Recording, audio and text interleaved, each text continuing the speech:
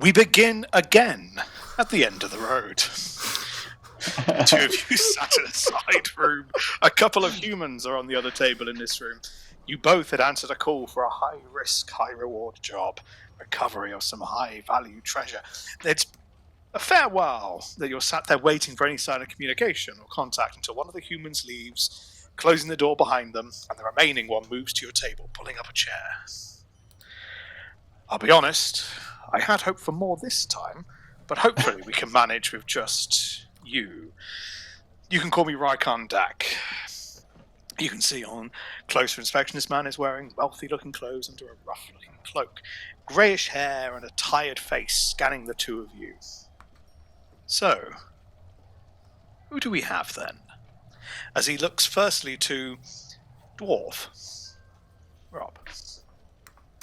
You see before you, if you didn't have a time to examine carefully, what you think you see like a metal sculpture sat in front of the person who addresses us. This dwarven figure that is in sort of metallic, like tunic and trousers, like a almost kind of like a like an aluminium kind of look to it, almost, if it were to exist in this world. And the most striking thing about him is that he has a metal mask that is strapped tightly all about his head. And into this metal mask there is sculpted a metallic beard that spikes out like a plume of a flame. And what was his question, he said? Who do we have here then?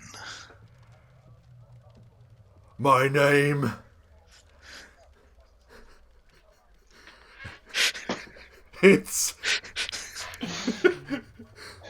It's very hard to utter when you don't know the undercommon tongue.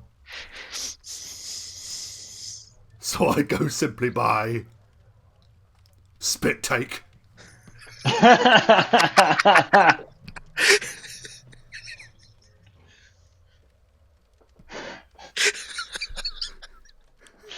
Spit Take.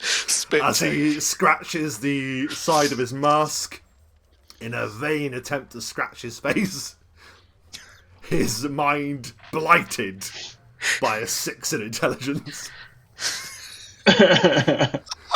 He stares vacantly above the man's right shoulder. And I'll update his name on my thing. Excellent stuff there. And so his gaze moves from Spit Take and his mask to you, Dom. Also dwarf. Also dwarf.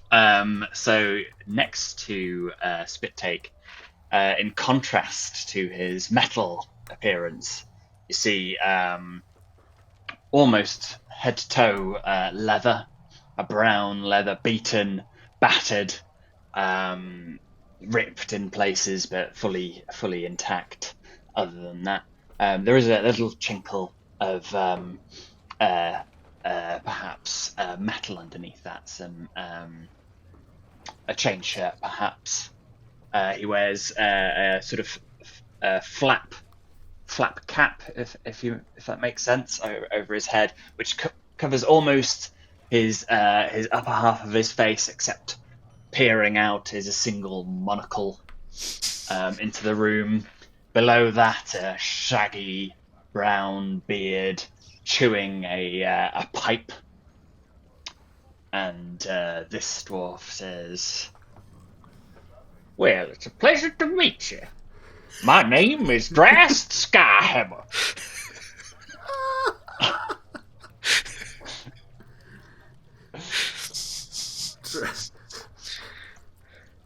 Drast Skyhammer, okay. Correct. Incredible. And I can assure you that me and Spittake here are all you're gonna need for whatever service you might require.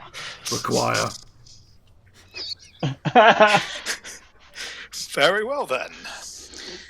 So, to business at hand. I'm a collector of rare antiquities, and one of my pieces has been stolen.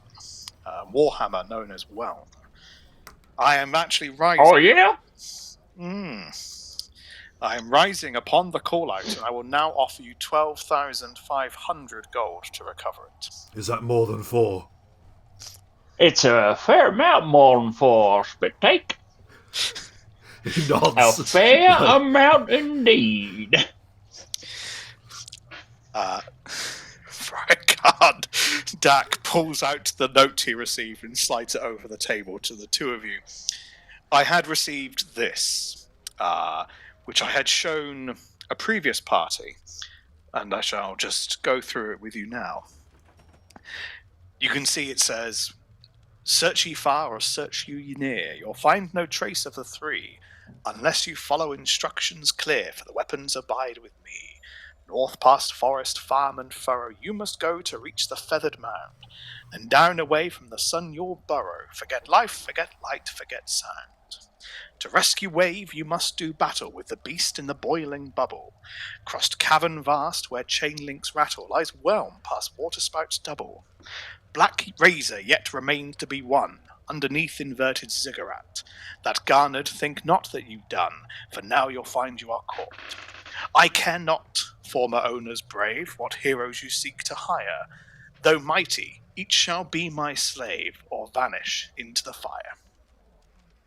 Well, that sounds mighty ominous. Ominous indeed. Say it again. Please don't. It was quite long. I've already heard it once. That's quite enough. You can read it, Spit-take, if you like. No, I can't.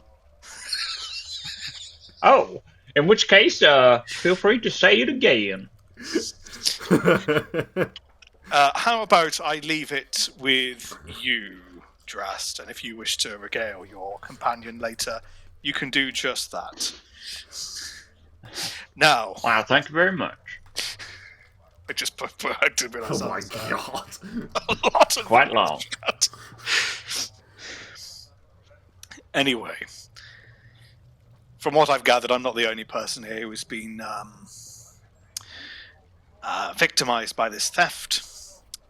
We know, at least I'm going on the assumption that the other party have not returned, that it is the White Plume Mountain that is referred to as the Feathered Mound, and the K we believe to be trying to play on the legends of the area, which is that of the ancient wizard Keraptis. So we know where they are, and I'll tell you now, I'm sure the other owners have had quite a head start in trying to get their weapons back, and they'll make, as far as I'm aware, no considerations in being cautious about what they do and don't take. So as far as I'm aware, so long as you get Whelm back, you can grab what you like from in there. Do we have an accord?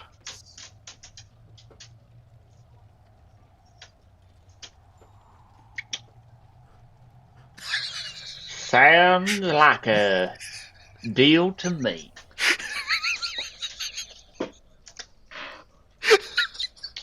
Just fuck.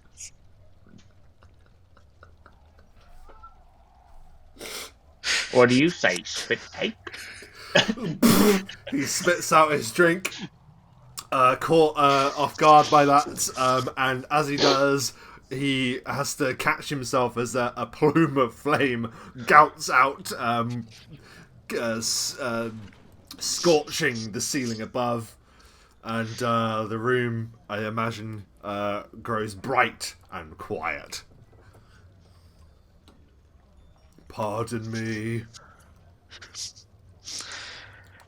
No harm, no foul, Spit-take.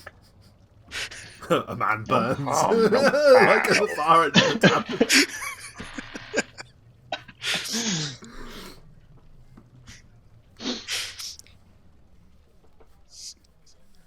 I'll take Drast. I'll take your agreement as word for the party in that case.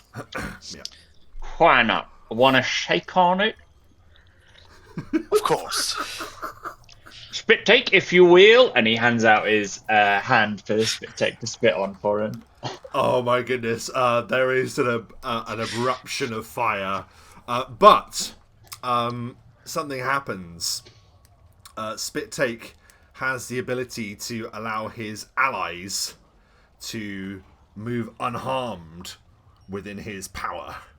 And so you just feel a gentle caressing of this power as the table immediately catches ablaze beneath your hand.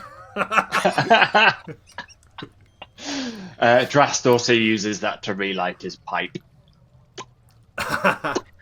And holds out his arm to shake.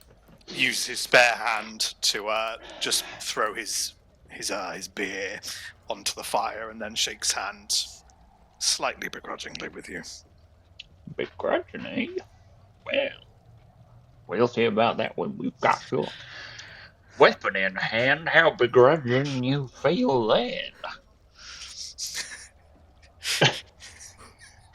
Close your mouth, spit take, you'll catch a fly. He smacks like his jaw up beneath the mask again. I love them.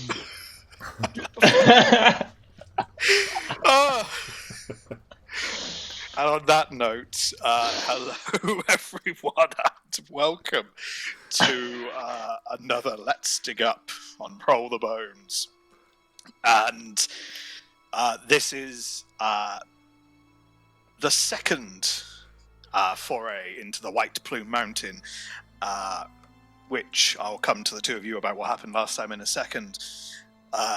I'm joined today with our glorious players, Dom and Rob, and we are continuing our foray deep into White Plume Mountain. Who knows what will happen this time? But to the two of you, very briefly, what happened last time? Well, we had a very similar scene. Yes. Similar levels of absurd. I think this one probably trumped it. I think it did. We went to White Plume Mountain. We went in. We spoke to a sphinx. We went into the next room and promptly died. Immediately, pretty much. I think, yes, that's the long and short of it. We should set the scene. I mean, and the same with this, we'll talk about it in a moment. Well, we can just talk about it now, I guess. But with Let's Dig Up, we've been trying to randomize our characters as best as possible. So that has meant really hard down the line single roll for stats. Roll d6 for the 4d6 drop the lowest, and then Mike found this incredible list that allows us to randomize a book from the 3.5 collection of D&D, and so we've also got fully randomized classes out of hundreds, which we'll talk about in the future. But anyway, yes, I was a kobold called the Worm. And I was very happy with the Worm, but he was a marshal, so didn't really have much going for him in that battle. Immediately fell in the water and was set upon by a sea hag, which paralysed him and dazed him forever, basically, and he just started sinking in the water, leaving Dom's character to do the rest. Over to you, Dom. So my character is Davitka, who is a Shigenja, also known as the Stag of the Wandering Breeze. He was half elf, half fae, who I adored, but didn't fare much better, really. He managed to rescue Rob's character briefly before they both succumbed once more to the other horrible beast that we fought. It wasn't a sea hag, it was something more unpleasant, if anything. Yes, a type of chool. A chool. But I won't say any more upon that. Just, that lies on one of the paths. You don't know what's happened. It will have been about 2.5 to 3 weeks by the time you return, so... Just time for a new sea hag to have spawned. You don't know. But, yes, that was the long and short of it. And so this time we have 2 dwarves, as you've heard, and some interesting characters, which we shall learn more about as as the session develops, really. You can tell it's random because we're just two dwarves. Like, we wouldn't. I don't imagine we would have chosen that, would we? Nothing against dwarves. I love dwarves, but yeah, very For both of us interesting. to choose it, unusual. Are we going to reveal what we are throughout the session? We will give hint to it, or do you want us to say up front, Mike, what we are? Let's give some, because we're going to roll everything quite scientifically, and that every roll, even the rolls I will make, will be public, to make what we're doing is a fair and accurate representation of what the module is designed to do. But I think a few surprises from the two of you will, be nice. Okay, cool. We'll keep it Something close to there. hand. Though I'm sure some of our more experienced viewers will know quite quickly what these are after a couple of tricks are revealed. But we'll probably come to revealing what they are properly as the sessions develop, hopefully. I say plural. We might, if we last a session, it will already be an improvement. But yes, very excited for us to return to White Plume Mountain. Yes. So, are the two of you ready? As ever. Always. Excellent. Well, in that case,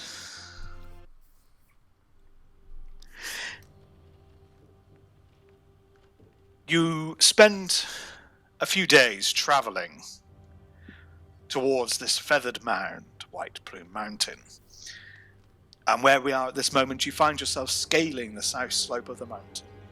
You soon locate an entry tunnel leading into the rock and emerge in a cave that actually seems to breathe, exhaling a large cloud of steam, and then slowly inhaling again, like a man breathing on a cold day. Inside, the cavern floor was covered with muck, obviously a byproduct of the condensation dripping from the walls and ceilings. Hidden beneath this mud, near the back of the cavern, you discovered a simple trapdoor set with an iron ring. And now, below the opening, a square vertical shaft beckons. Approaching the mountain, Drust. I'd say we're more than approaching the mountains. I'd say we have approached the mountain. But when we were, I looked on it. It made me think of Dragon. Oh yeah? Yeah. In what way? Dragonsmith. Dragon Smith, you say?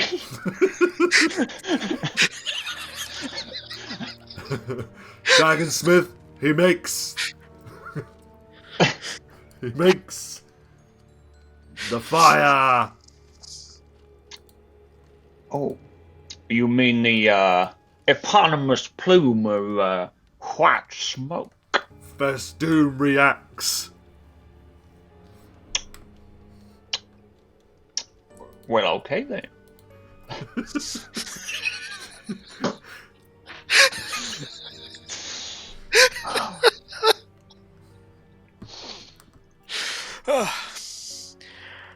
A rusty metal staircase spirals down into warm, humid darkness.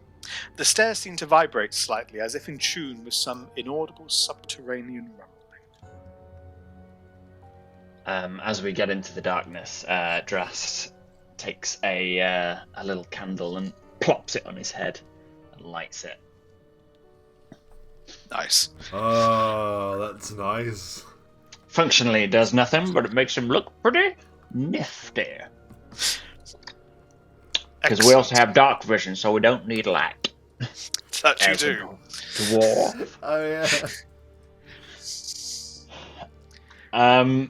Before we go further, do I know anything about this White Plume Mountain as a purveyor of knowledge and rumor and stories?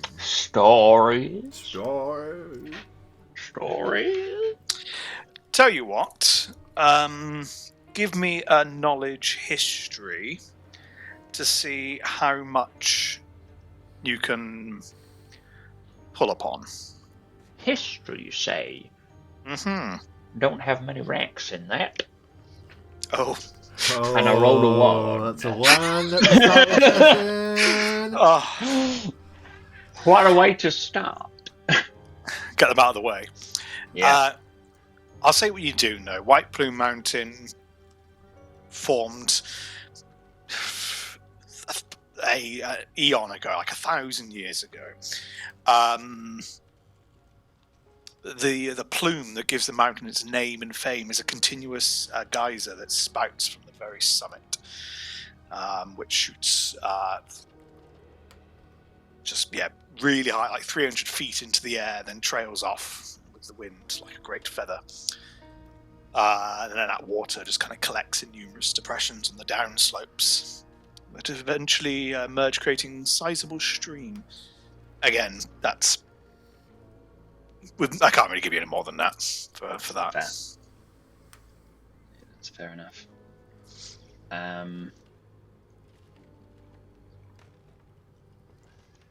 Now, as you know, my voice went deep south there for a second. As you know, these sorts of places can be pretty dangerous. So why don't I take point, and I can keep an eye out for traps and dangers and such like. Yes, please.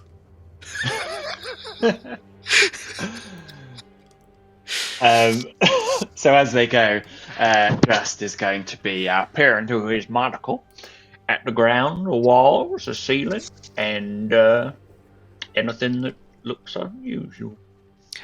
Well, if you want to give me a search check, I'll let you know if you come across anything kind of coming up. And spit take, as if you survive, I'll make sure to adjust your mask to be full encompassing upon your head. That's okay. I mean, I'm pretty zoomed out. It's all good.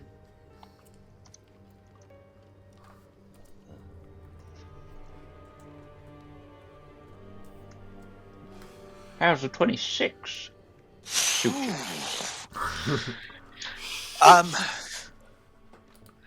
Okay, you can't spot anything out of the ordinary here. The only thing is there is murky, standing water that's pretty much flooded this area. It comes to about a foot high. So... My knees are getting wet. Pretty much. It means it's difficult terrain, so unless you've got a means to avoid that, it'll cost you double movement to pass through. Be great if I could fly, wouldn't it? I may be able to. I've not looked at my spells, and I don't intend to today. I'm not sure. You only get 1 or 2, don't you? I don't know. I think I get up to 3rd level spells, but I don't know how many. Okay. Or which ones that might entail. Fair enough. So yes, aside from the flooding, you don't see anything else in this area that comes out as odd or strikes you as different.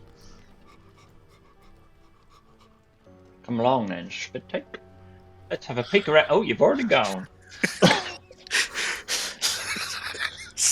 You spit take.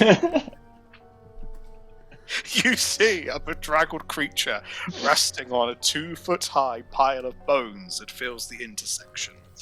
The creature's body looks like that of a mangy lion. Great tattered wings lie folded at its side. A female humanoid face peers out from beneath the tangled mat of hair that covers its head. It starts to rear up, sitting comfortably now upon the skulls as it looks upon the two of you. Hey! Why, hello there. Ah. More guests for Keraptis, I see.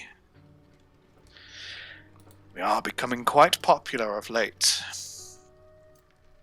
Well, for the two of you, I will tell you this. I serve in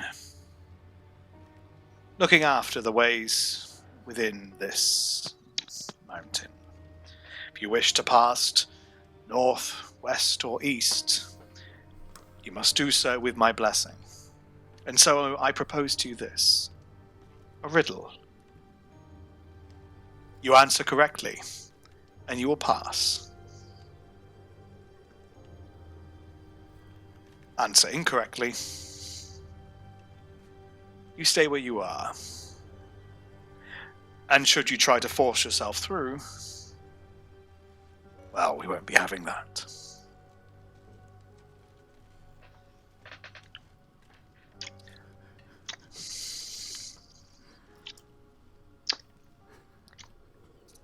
Do you both agree? Yeah. Just straight in with a yeah. Okay.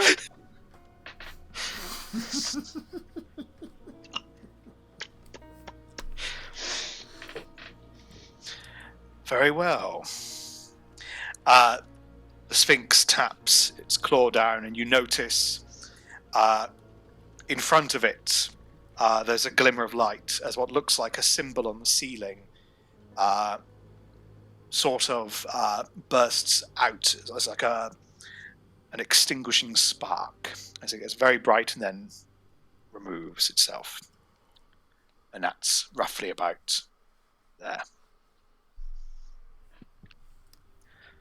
Is there any sort of check to see what that was? You can give me a spellcraft check. They hopefully a twinkle of recognition sparks in the eye holes of Spittake's mask, because that is one thing that he can have that doesn't require any intelligence. I know it does. I'm a fool. It absolutely does. That's why I actually have a minus on that. So it's not actually as good as what's written on there. I do apologise. I've written that wrong. There we go. So my spellcraft is actually, it's still alright.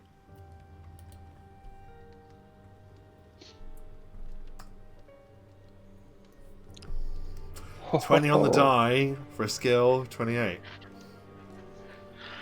Wow, both of you. And that's with a minus spit take. Yeah. Well, plus 8, but our max ranks are plus 12. I know, but... Well, you both recognise a symbol of stunning. Had you walked closer, that symbol would have detonated, and the two of you would have been risked of being stunned. Currently, it has been deactivated. Hi. Trickery, I see. Why are you doing that? Protection, should you not agree to my terms. Thought we agreed to our terms. That's why she turned it off. What? She turned it off, not on. Oh. She suppressed it, yes. Then let's go. I believe we've got some riddle to solve before we can pass the lady, for lack of a better word. Say it.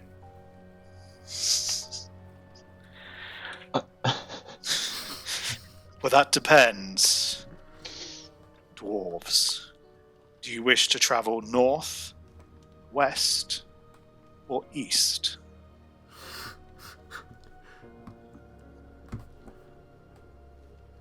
Shall we roll a dice? I think that's what I said last time. Yeah, I said last time we were going to roll a dice, so let's let fate decide.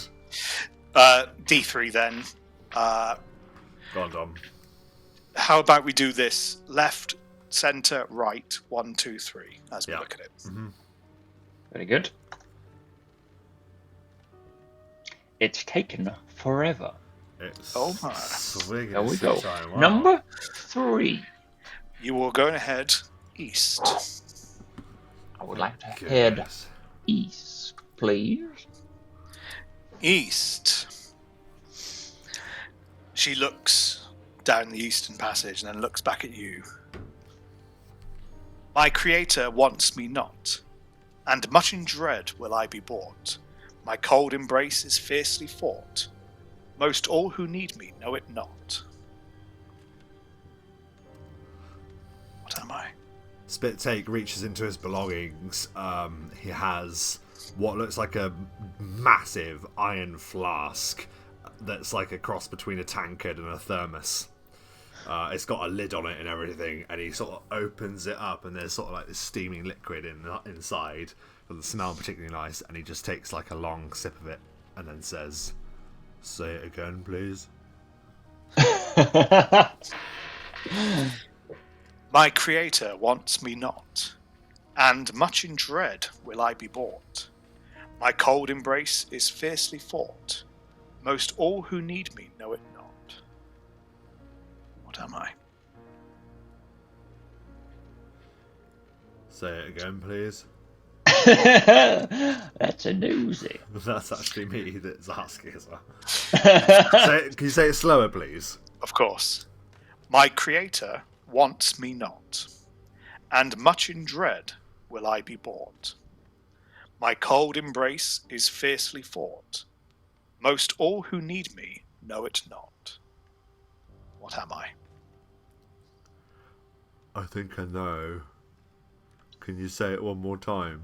I think I know. I think I know. Some force from outside, some meta force is telling me what it might be. My creator wants me not, and much in dread will I be bought. My cold embrace is fiercely fought. Most all who need me know it not. Death.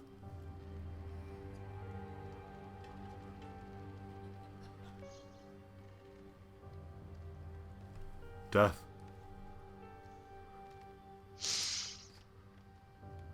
Death.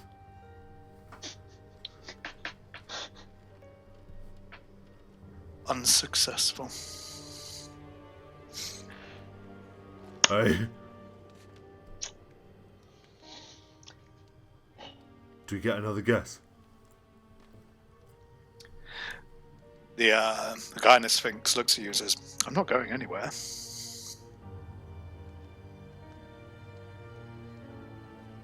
But know this, you'll be punished if you try to move past me. Punished? What if we tried to move past you?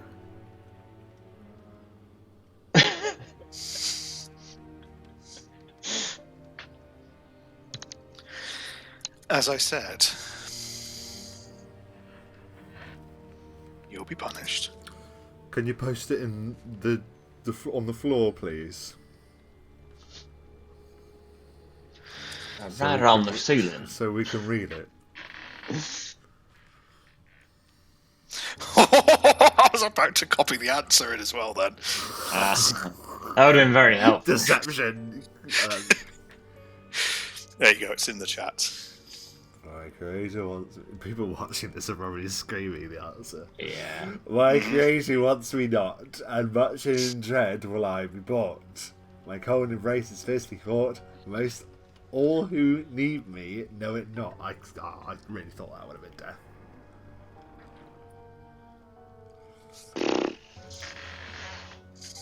My creator wants me not. Isn't Dras supposed to be a genius? He's not stupid, that's for sure. However, the player playing him Work it out. is not very clever. Oh god. Do you give us any clues at all? The Sphinx looks at you and says, "Well, you have 2 other paths to explore." Don't want them. My creator wants What if me this not, is the one that we need the thing behind, stupid Sphinx? and much in dread will I be bought.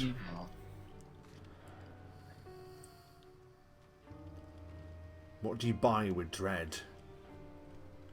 Much in dread will I be bought. Why would you be scared of buying it? Yeah. My cold embrace is fiercely fought. The other one was so much easier. My cold embrace is fiercely fought. I'm like, are you sure it's not death? I still do need to know it not.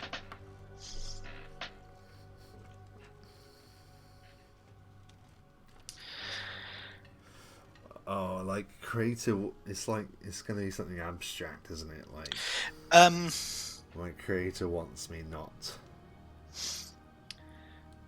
Trying to think of an appropriate role here. Bodily waste. Oh.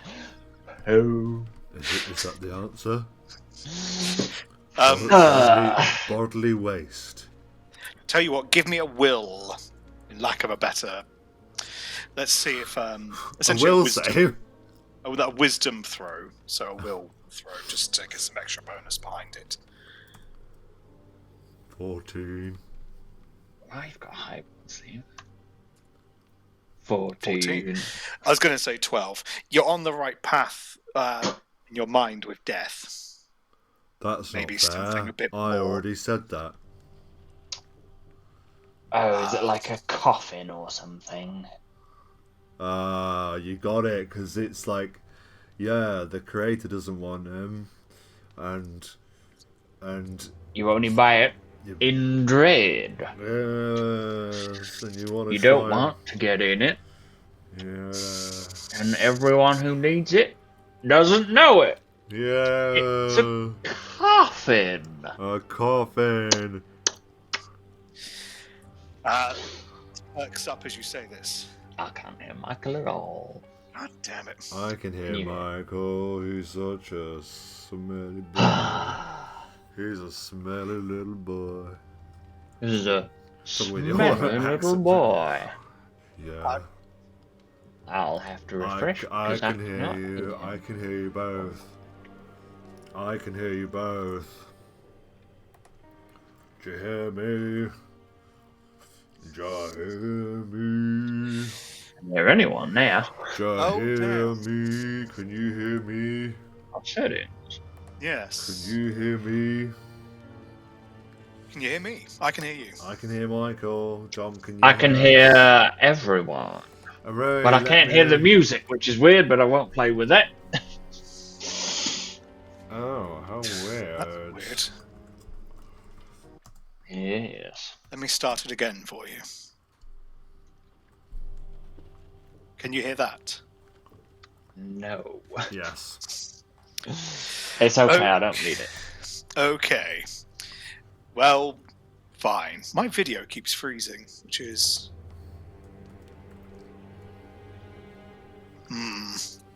Odd. It is odd. I am lagging today, which is bizarre. Anyway, the Sphinx perks up and says to you both, one more time. The answer is... Shall we say it together? Spit take. 3, 2, Coffin. 1. A cup. Okay. The Sphinx gives you both an acknowledging nod and then gestures to the passageway to the east. You may proceed.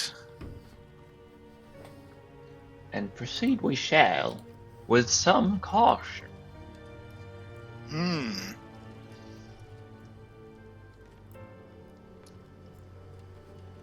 We go to the right. There we are.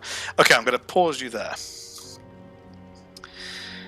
The waterlogged corridor stretches on ahead. The walls and ceiling are covered with a patchwork of algae and lichen.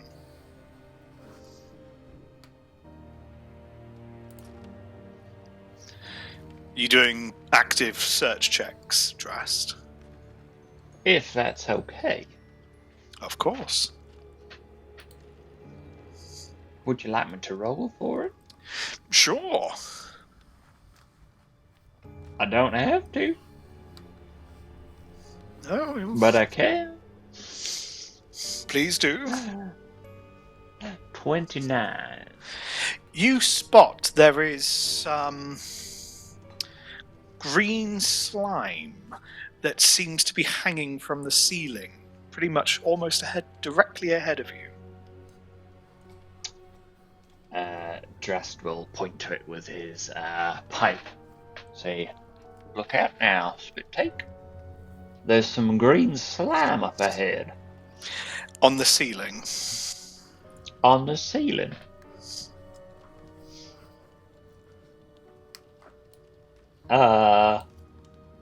Do I recognize it? Is anything? Oh, let's see. You can give me a knowledge dungeoneering roll to see if you've heard about green slime. 26. Green slime is a very dangerous and corrosive substance. One touch can get right into under your skin and damage you horribly. The problem then is it sort of sticks on you like a glue. If you don't quickly remove it, it then becomes almost impossible to scrape off normally. Sometimes having to resort to either freezing or burning it off. Sometimes having to cut off maybe the object or the part of the body it's stuck to. It's known to immediately destroy typical objects. So objects that aren't, say, magically enhanced, that it makes contact with, might immediately just break. Well, let's not let that touch us, Spit Take. Now, I've heard that either ice or fire may be able to remove this slime. Can I worked in the Dragon Forges. Yeah? You need to heat the metal, you need to cool the metal. Do you want to heat it or do you want to cool it? Perhaps heat would be the first option. He takes a long sip from his flask and he takes a wild cone of flame before him. It reaches out, lighting our way forward. The cone does it has quite a range on it. I just realised I don't have it in front of me. I believe it's 30-foot cone. I think it's 15 up until level 10. At level 10 it becomes a 30-foot.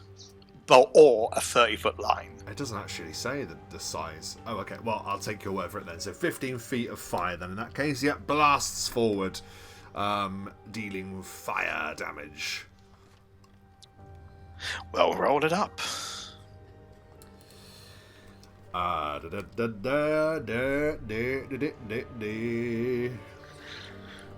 Everyone's here panning for gold. Oh, I can't roll higher than a 3. 11 points is enough to start chipping away at some of the slime that's in the ceiling. It seems to burn away quite readily once you expose it to the flames. Which you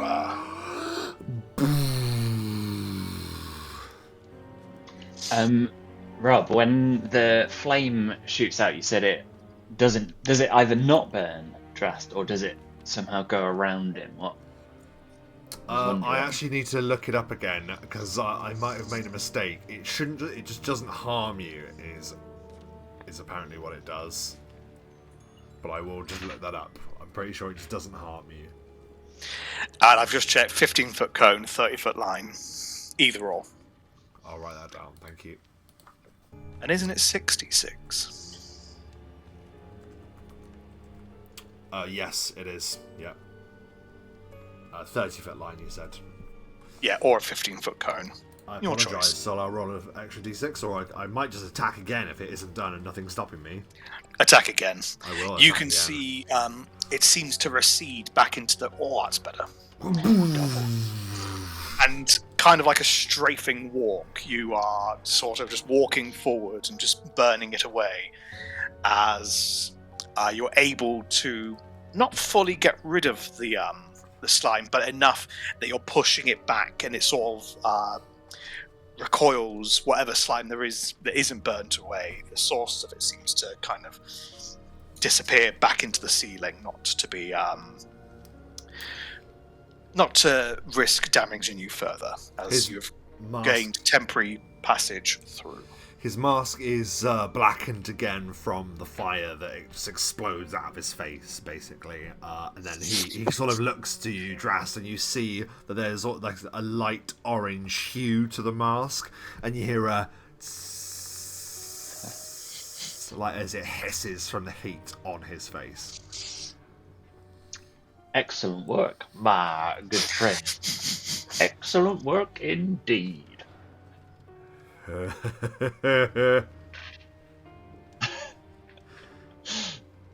And we'll continue going. Further down the hallway. Yes, you proceed, and it's still partially flooded, annoyingly. Probably quite steamy now. Well, that bit, yes. Like a little sauna. And yes, for the time being, I don't need to ask you for another roll just yet, as you continue to move through.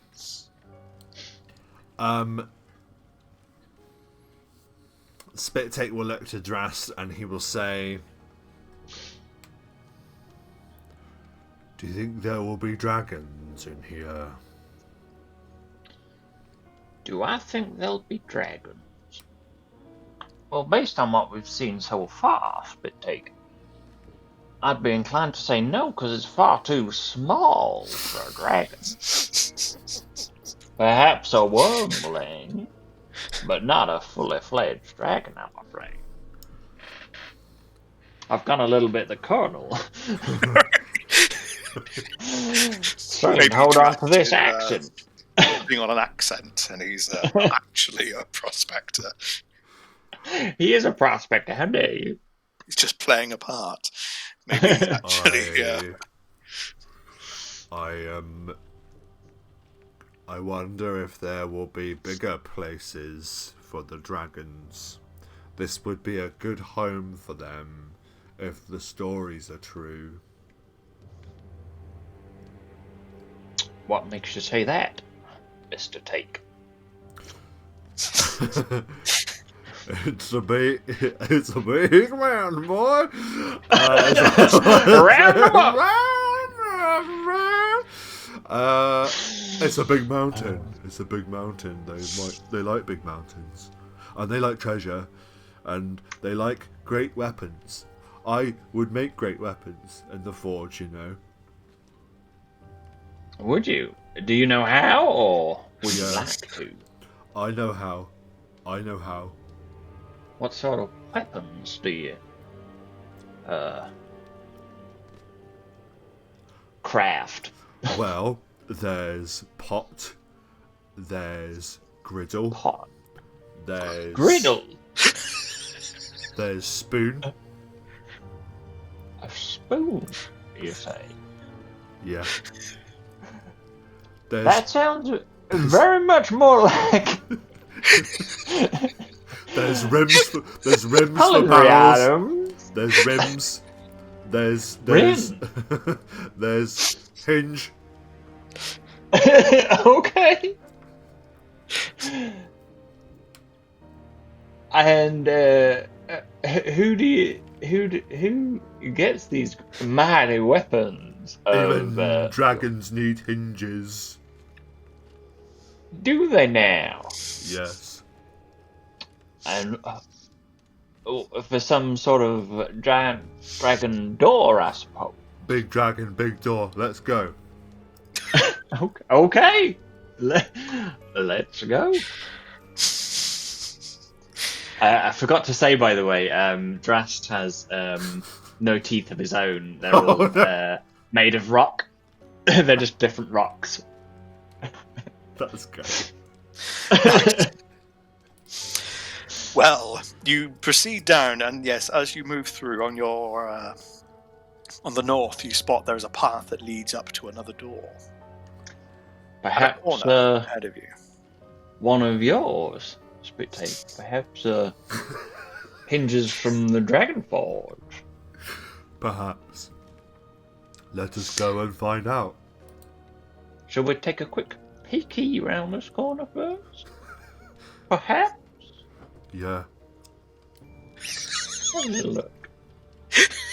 Like he has, Corridor and another door. he has no attention span. The second you ask him something else, well, that's the new idea. That's the new plan. So he follows you. Yes, you spot heading south. There is another door. Hey. Left or right then? Spit. I see this one. Yep, it's right there. Does that mean you wanna? Yep, you're going that way. Okay, He let's just go. starts just striding as he can down, wading through the water. Perhaps you seem almost like a caretaker. Okay, he's going this way. Okay. I rarely get to do this as a player, so if you don't mind, Yeah. No, Oh, you've just opened it as well. Okay. You find this door is it's not the easiest to push open. It's the damp has kind of caused it to swell a bit, so it's a bit of a shove. But upon opening the door is a 30-foot square room. Above the muddy floor, 9 silver globes hang suspended by wires from the ceiling.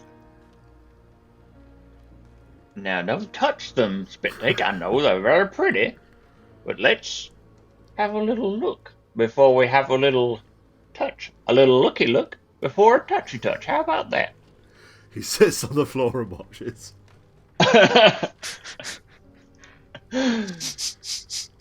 May I inspect these? Did you say multicolored globes?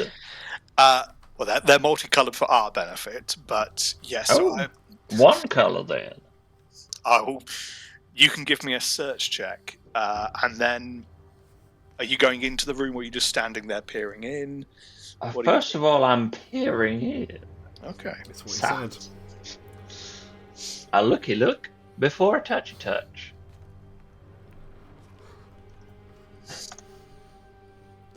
How does 31 suit you? Well,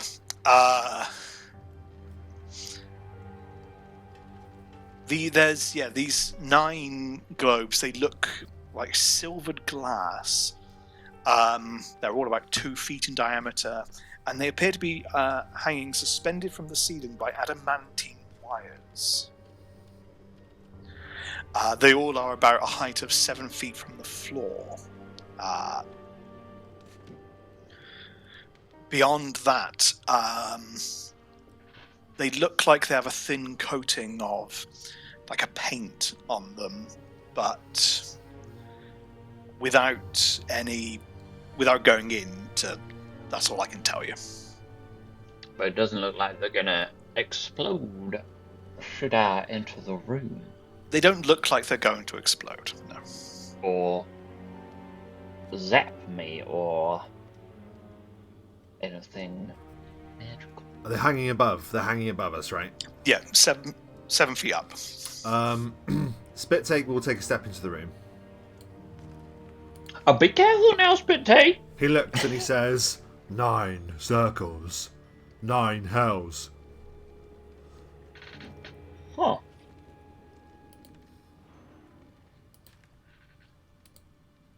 I'll pop it as well. That's a very fine point you got there. Is there anything to support his theory? Just globes? With a bit of paint? Just Touch of globes paint. with a bit of A lick of paint. paint.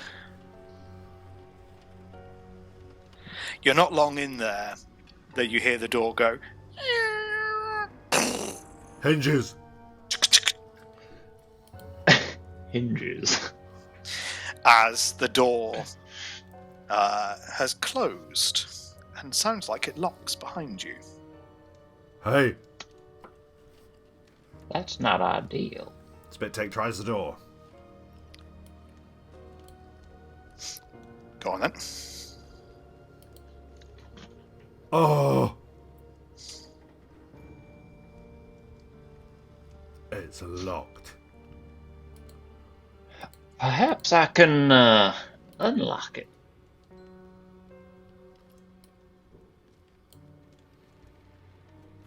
Can I try and open lock? You can give it a shot.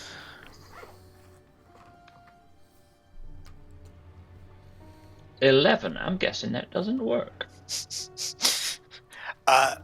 It's enough to actually realise that there are magics in play that you couldn't pick this lock. Ah. I can't pick this lock. In short, this does not seem to be a mere mundane closing of the door, but rather it would take something else to open the door. Hey? It appears to be some sort of puzzle. Spit.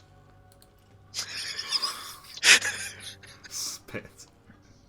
Well, I assumed that was your first name, isn't it? No, is it just one name? Is it like Madonna? Spit take? I don't know. What is it usually? Well, for example, my name is Drast, and my surname is Skyhammer. Oh, sorry. Hang on.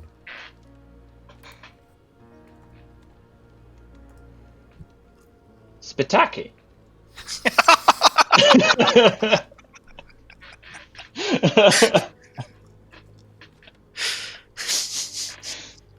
Perhaps a hyphen.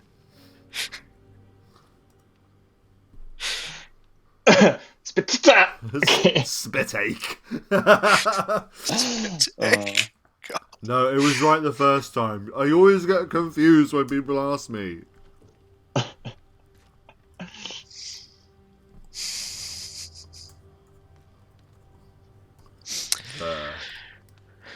Is there anything else in the room other than our japery and these globes?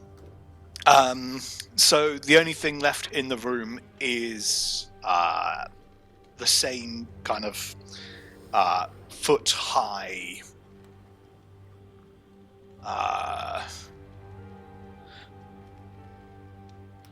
water. Still standing water is reached into here as well. The globes above you, and yes, yourselves. Can we reach the globes? Are they too high to reach? 7 feet above, you said, right? They are. So, how high is your dwarf? 4 foot? I don't know how. Is that average for a dwarf? You could probably, with a good strength check, you could stand on your shoulders if you wanted to get a proper inspection, or if you got a long enough weapon or something, you could probably attempt to poke at them. Well, I do have a Urgra.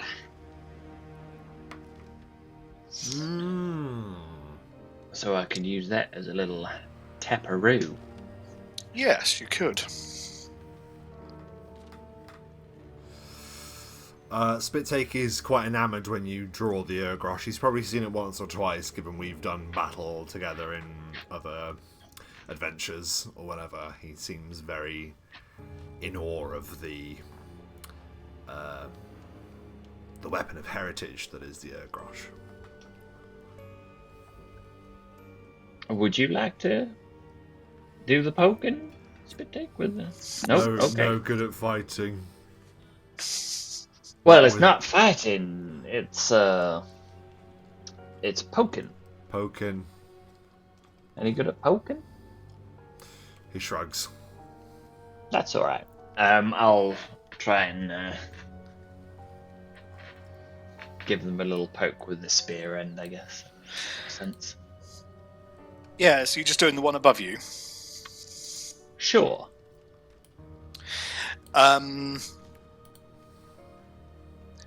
Yeah, it feels like glass, so if you probably wouldn't need too much pressure to break it. But tapping it seems to suggest there's like a movement inside. There's something in there. There seems to be something in there. Hey. Something in there. Does it make sounds? There is something moving around as you knock it. A little. There you go. Perhaps. Hey.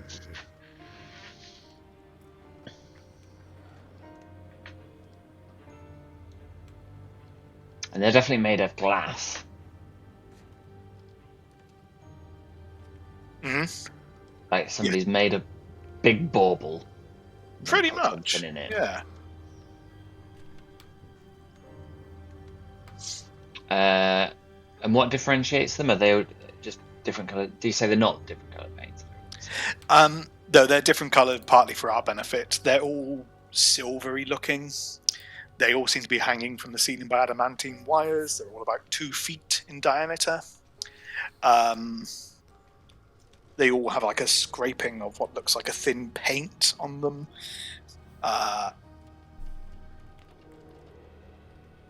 Yeah. Well, I guess there's nothing for it, and I'll just smash one. You smashed the one above you. I won't be standing directly under it. If I can avoid it, I'll stand to one side and try and poke it from. Okay, so you're kind of where you are, and you give it a poke. I don't need you to roll. It's fragile enough that a considered strike will be enough. And as you do, you notice a vial fall from it, and what looks like a key, as both of these just go and splosh into the murky water. Huh. I'll ferret around for. I'm not going to make you. I know your base. What's your base search? 15. Base search is pretty high. Yeah, it's 15. Yeah, the DC is 10 to recover an item from this water, so you don't need to roll for it. You easily find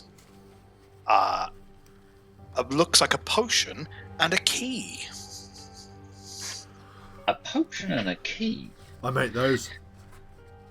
You make potions or keys? Keys, well, molds. You make molds of keys.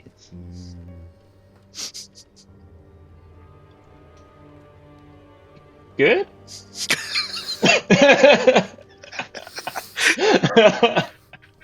What do you think of this one? And I'll hand the key to Spittake. He'll look at it gingerly, and it says, he'll look at the key and then to the door, and he will say, "Does it match the lock?" Based on the fact I've seen both, does it seem to be roughly the same sort of key for the lock? Vaguely. Maybe. You'd have to give it a shot. Spittake will take the key, and he will look you dead in the eye, Drass, and will say, "Stand back." Okay. He'll try the door. You put the key in, and give that a try. Doesn't work. Hey, Hmm. what does the potion do?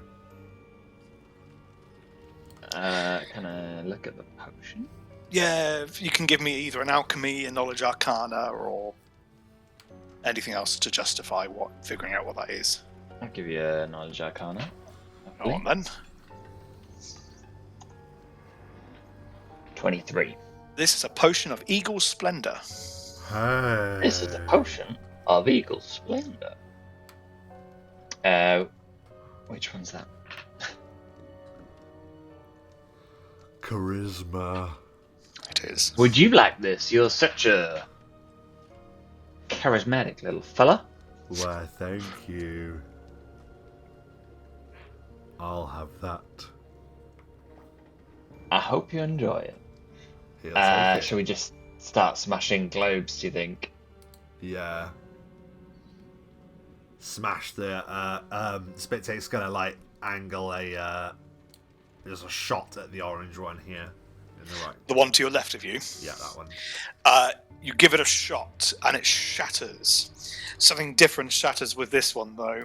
You see what looks like lots of pieces just falling into the murky water. It looks like a key as well. But unfortunately, as well as that, it seems as if a darkness is seeping out Oh! as what actually seems to manifest in front of you are some shadowy creatures. Roll for initiative. Oh! Oh! 15! A natural 20. Wow. Sexy 20. So we got Dras, we got 15, and what do I get?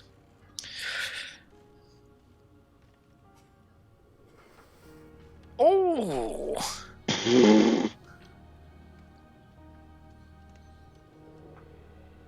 And then lastly, Spit Take. Well, with that then, we jump straight into Drast. These shadows have formed from the silver orb, this glass structure, releasing them into the room. What do you do? So first of all, Drast says, I think I've seen something like this before. And can I make a knowledge check to try and work out if I know this being of some I know what kind? you're doing. Do you? Yes, I think it was a staple of Alden's. I think it knowledge might have been. religion. Knowledge religion, excellent. And I do have a collector of stories. Does that mean I get a +5 to this check? I suppose it does. I suppose it does. So that's 27, which means I get +3 using knowledge devotion.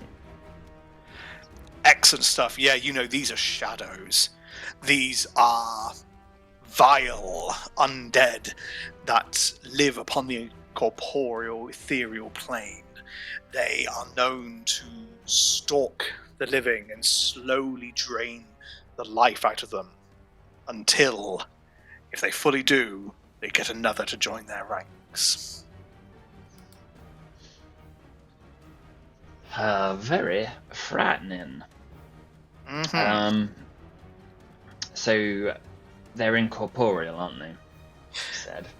Yeah. So probably I'm not going to be able to hit them. This is where I wish that I had looked at the spells. But I do have something called opportunistic piety.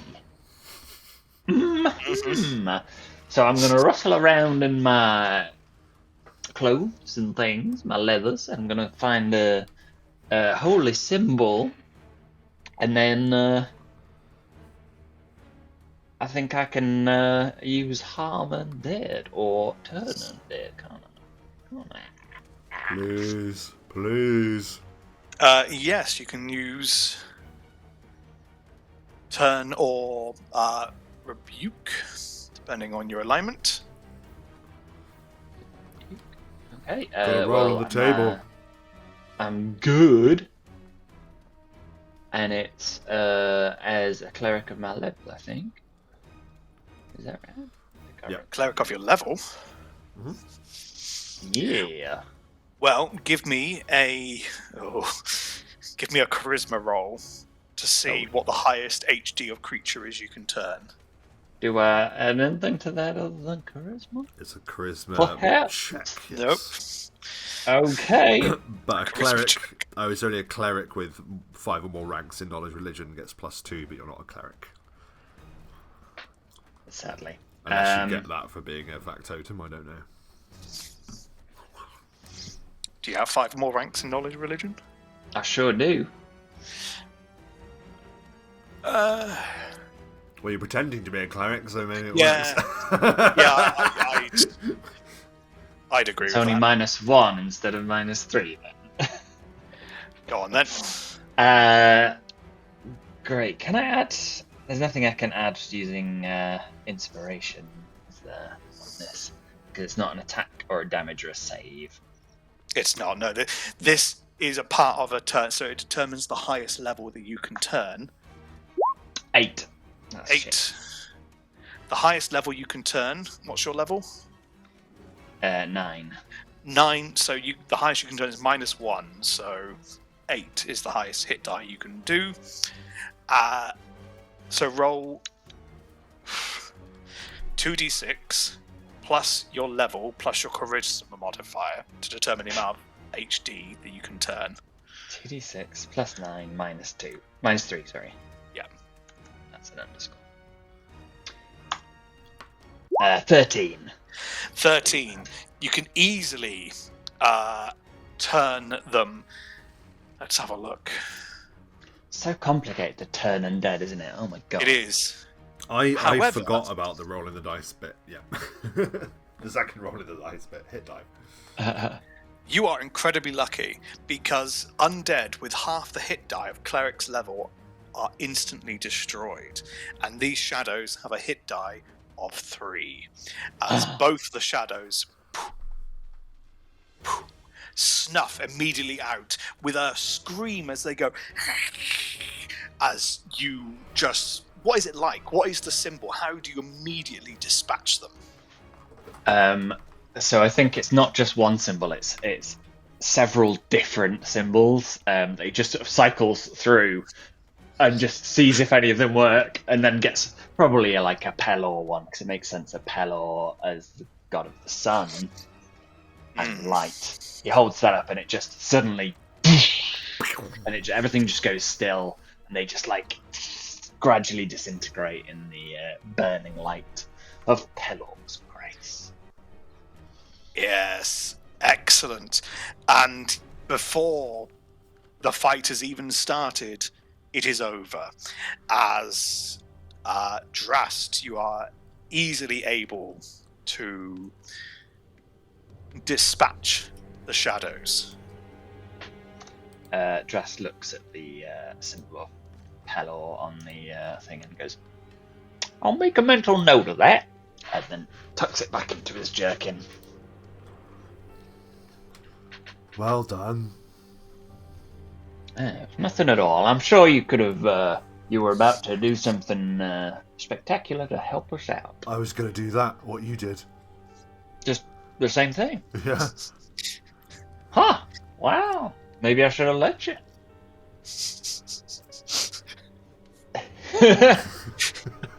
Can I sense motive? Go on then. I just want to know if he actually was or not. 18. Hard to say, really, against what that would be for spit take. He's convinced he's telling the truth, put it that way. Huh. There you go. So you can tell he thinks he's telling the truth, put it that way. Right. Cool. Can we have a little search around and pick up what fell? Yes, you find another key, and you find what looks just like about 300 worthless lead pieces. Are they actually worthless? Michael? You can give me an appraise roll. Which we I get would plus love- 2 because we're dwarves.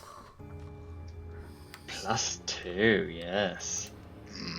But is it intelligence? So that's mean it. That means I don't. A 19. Yeah, these are. These are as good as scrap. You wouldn't even be able to sell them for money. Spit take, you might be able to get them. These are, I don't know. Maybe these are valuable. Maybe good to eat. Material. Maybe. Can make these Grind it up, put it into paint. Can make them into nails. Maybe don't. Maybe don't think it's much use, to be honest. Put them in a table. I wouldn't put it in anything you eat from. To be honest. Or near. Or breathe You near. see him holding one and he's just like... Don't. Not in the mouth. Pop it back in the water. And he looks really begrudging at them.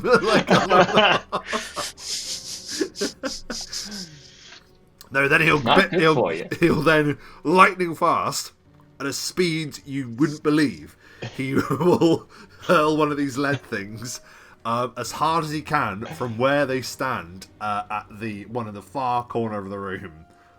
That one there. As he's about like the second before he does that, Drast is partway through saying, "So I think we should trap the key and then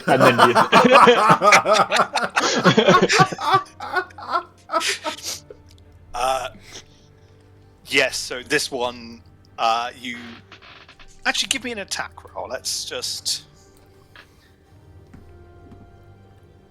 AC 5. Just want to make sure you don't accidentally hit another one by accident. Yeah, sure, so...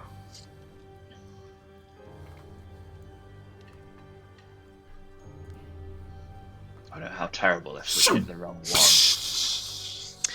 Yeah, absolutely fine. And yeah, as you're about to suggest trying the key, this useless lead piece collides and smashes. This one seems to smash and shatter into so much glass. It even looks like maybe there's glass gems inside that are now dropping and plopping into the water. You also see a key dropping down into the murky standing water as well. That should have been 15, sorry, not... I have this plus 6 somewhere. Range. Oh, fine. Never mind. Let's go and investigate. Let's take a look.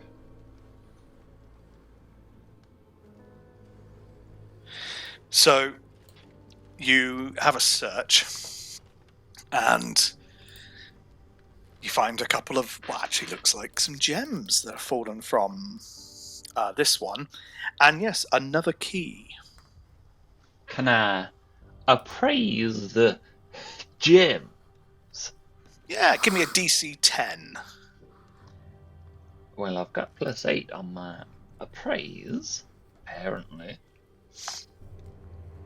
That's a natural 1 on the die. Spit take, you are also a dwarf here, so you can give me an appraise roll as well if you want. Drast, you're not sure. These could be worthless. These could be the most valuable thing you've held in at all. Spit, you look at these and this is just glass. There's no value to this at all. I wouldn't eat it. I wouldn't eat it. That's not a... Whether it's glass or a gem, that's gonna go down sore. A bit of blood just starts rolling out onto his metal beard.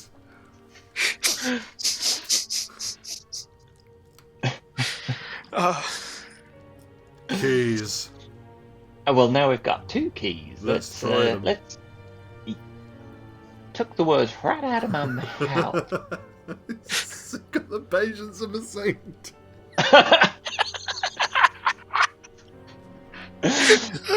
You've earned your alignment already if you are good. You really have. Let's try the keys. Excellent. You try the key you got from the one in the top left corner. Nothing. Then you try the most recent key, you go in there. Nothing. How about we speed this up? Why not?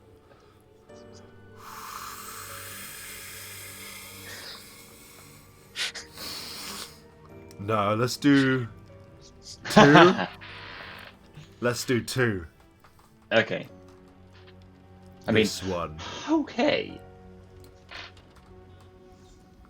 And this one.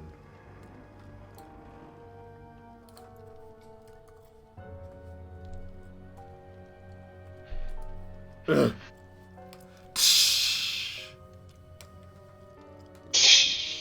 That was the green one in the top corner. Yeah, and then the blue one in the middle, yeah? Yeah. Yeah, but I'm guessing I can't do it at the same time. Dras would have to do the other one. I'm happy to do the other one.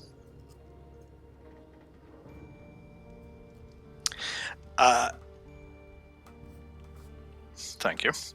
You smash that one, and Drast, are you smashing the other one at the same time as well, or are you...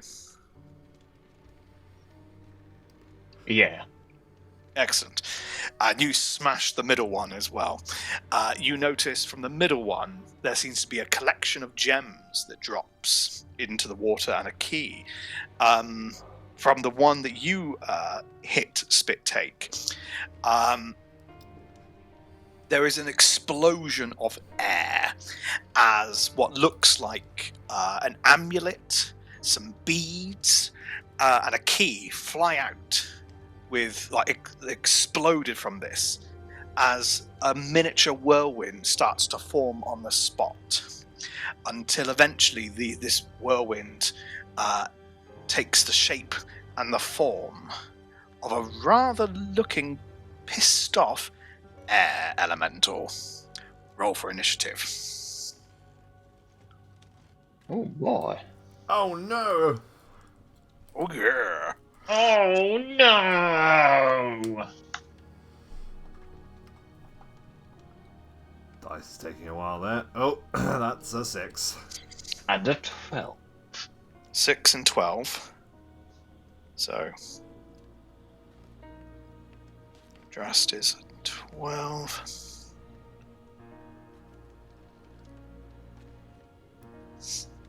Well, this is an air elemental, so it's really slow. 22. We know what's going first. That row. Right, indeed. And then at the rear, Spit Take.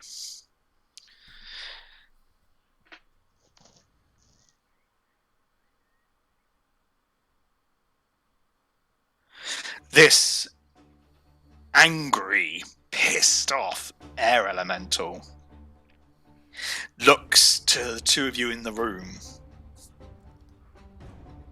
And in this instance, it kind of glides with a 5-foot sweep to the nearest target and goes in for 2 slams against you, Drast. What is your armor class?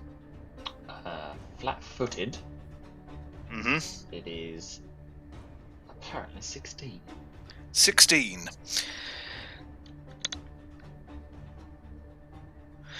Slam 1 is a hit. Slam 2 is possibly a critical.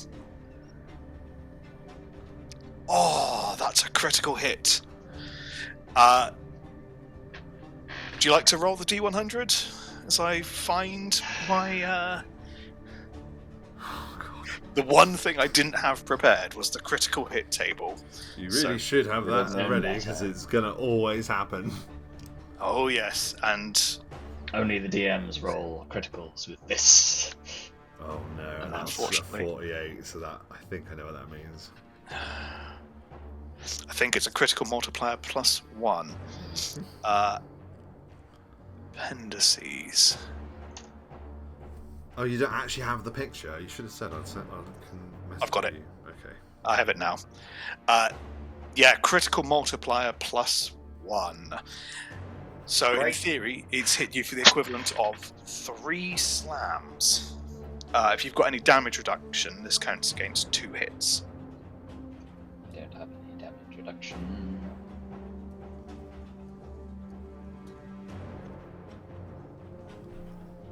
4. 26 points of damage from the 2 hits, as one crashes into you, and another one, seeing you sort of trip up slightly, just capitalize on it and strikes you right across the face. And with that attack, we now cut to you, Drast. What are you going to do in retaliation? Well, first of all, can I identify this creature before me? Yes, the plains. Planes. Now, I have neglected the planes knowledge. But Let me check, actually. I'm pretty certain it's the plains, I but it think might it's be planes, Arcana. yeah. Because it's from a different plane. Well, if it's not, I can add to it. And luckily, I got a natural 20. So, that means a +4. +4, yes. So you know that, well, this is an elemental creature. This does stem from the domain of air. And you remember stories that, whether you've met one or not before, these creatures not only command air in terms of how well it can move and fly and attack you, but also in what it can become, should it feel the need to ensnare multiple people at once. That is your knowledge roll. That is. Now do be careful, Spit-Take. These things can be quite dangerous. Allow me to handle it. A flame on your candle is flickered out at this point, just because it's... So I could take 2 attacks as it's within my threat range. So I will. I suspect it's got damage reduction. Annoying. But You're pretty certain it has damage reduction with that knowledge roll. I think it's got damage reduction. If you happen to know what that means. And I'll use my inspiration on both hits. I'll use it to add damage to the hit. Hopefully my knowledge devotion will allow me to actually hit the thing. Fingers crossed. 21. That is a hit, and you feel that that is just a hit. Oh boy.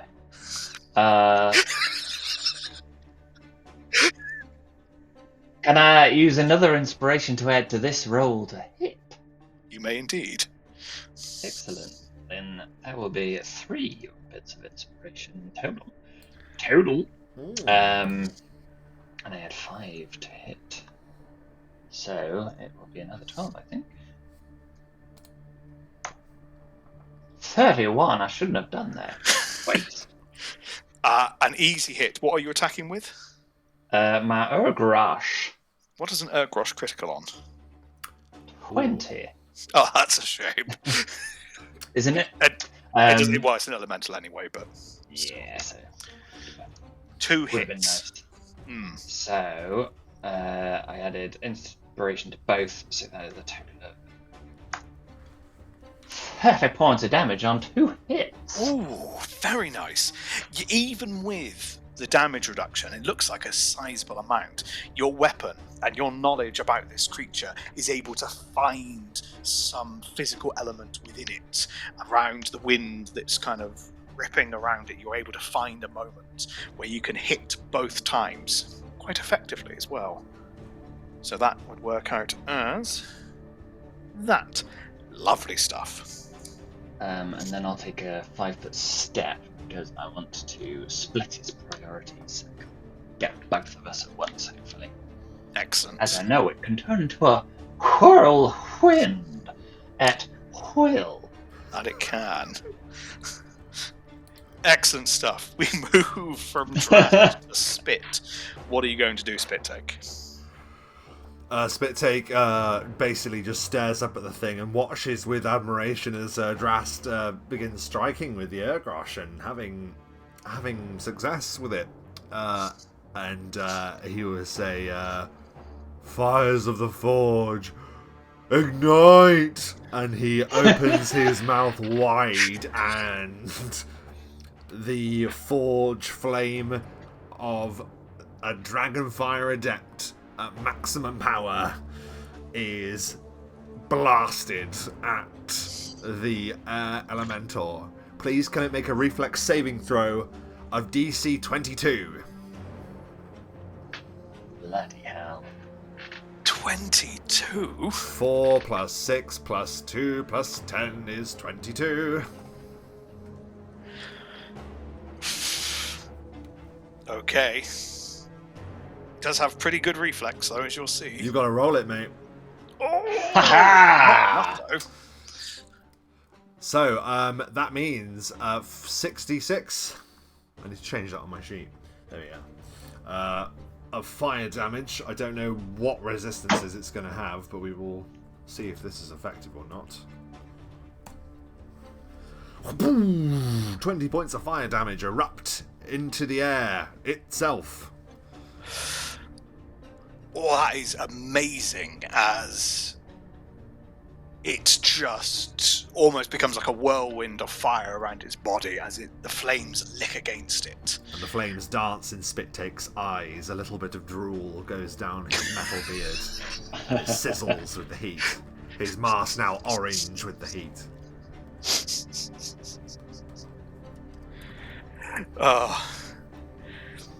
Yes, it's able to shift a few bits of that, but not an awful lot.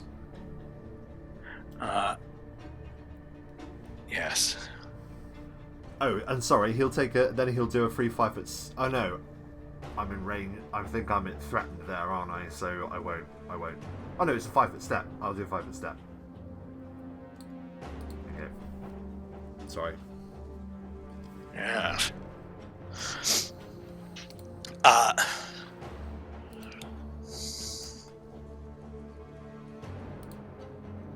We're back to the top of the round. And would it? Just need to check one thing.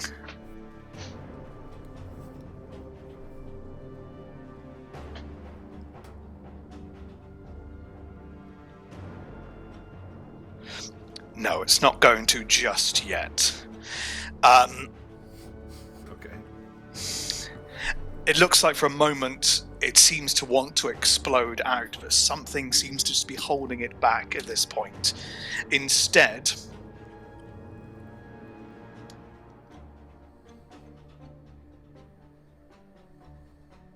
the Urgrosh did a lot of damage, but scary fire breather. Bring it home. You know what? He's what he even want, so I'm just going to do a d4. Odds he'll go for Drast, even he'll go for Spit Take. Drast! That Urgrosh gave him a bit of a fright. Wasn't too fond about that. It doesn't need to move too much, as the flames are starting to just dwindle back out again as the air around it is moving so quickly. But it attempts to hit you 2 more times. What's your current armor class then? Still 16 because I have no dexterity bonus. Oh, okay.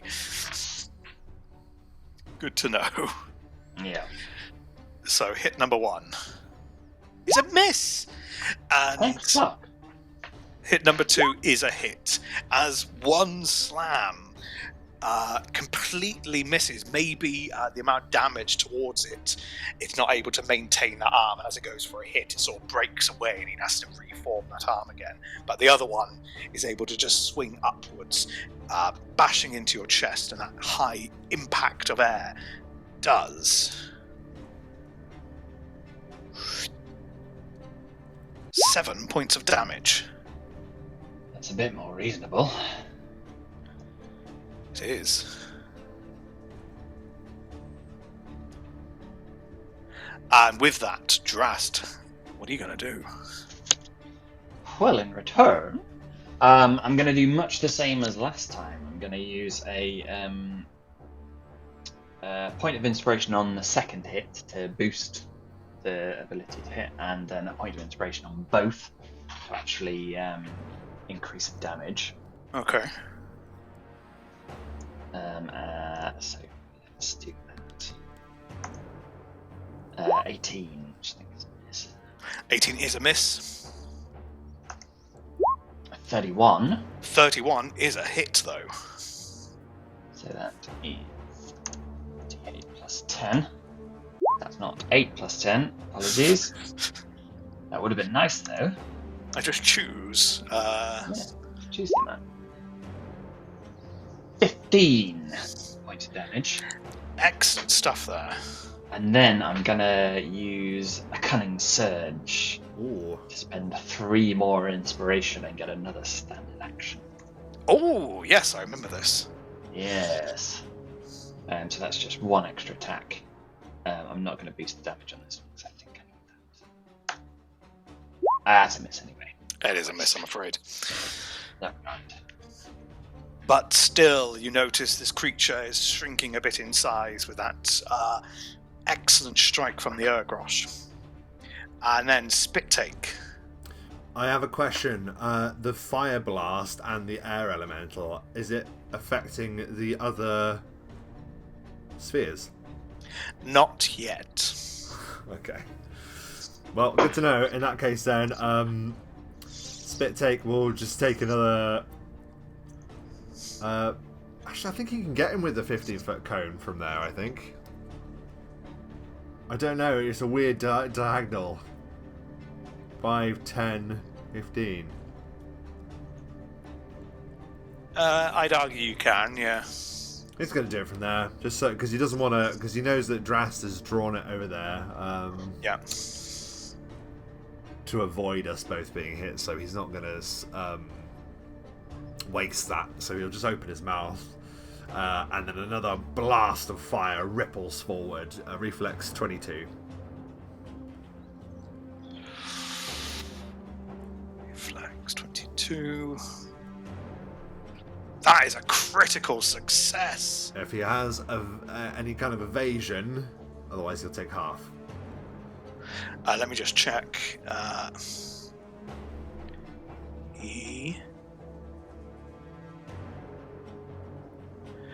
Oh, as far as I can see, he does not. No, So he'll take half. doesn't look like a rogue to me. There you go. 10 points of fire damage. Oh, yes.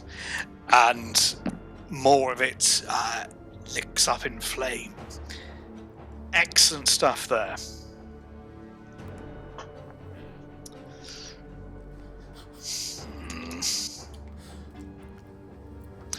At this point, however, something occurs. I shouldn't have said anything.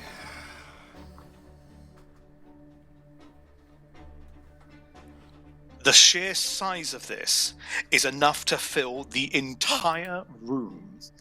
The entire room God. becomes a whirlwind. The water in the floor is now slapping across your faces. All of the glass just shatters as every single one of them breaks in its fury.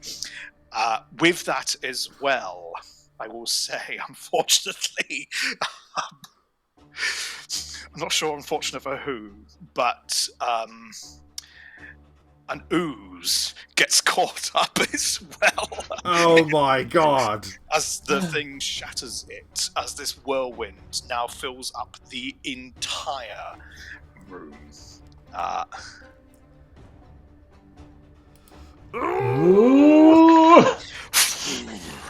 So, firstly, I need you all to make a reflex save, DC 16, please.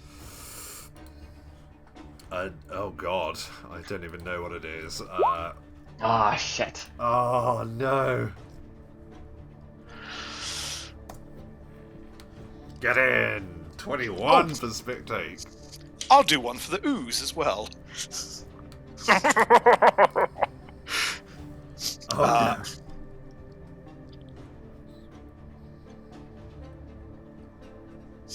It would have been What? fine, but is not fine. The ooze and Drast take 5 points of damage as this creature fills the entire room. You're all in the whirlwind, but it hasn't picked you up yet. Oh,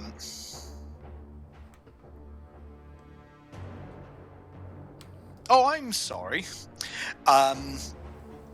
The Drast and the this grey-looking ooze have to make another reflex save and not get swept up. Oh, so one for the damage, one for being swept. Yes. Wow, yeah. I remember that with the whirlpool, with the water. The ooze is in the air. Squelch. Imagine that smashing you in the face from, like, at spin dry speed. It kind of works as Spit takes in the corner, really. Maybe that's how he's... Like, yeah, he's like, against the corner like that. As this thing has expanded to ridiculous points, and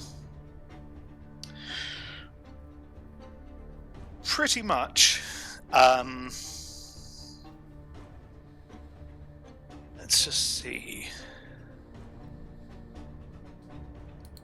Creatures trapped in the whirlwind cannot move except to go where the elemental carries them or to escape the whirlwind. Creatures caught in the whirlwind can otherwise act normally but must succeed on a concentration check or take a -2 penalty on attack rolls and a -4 to dex.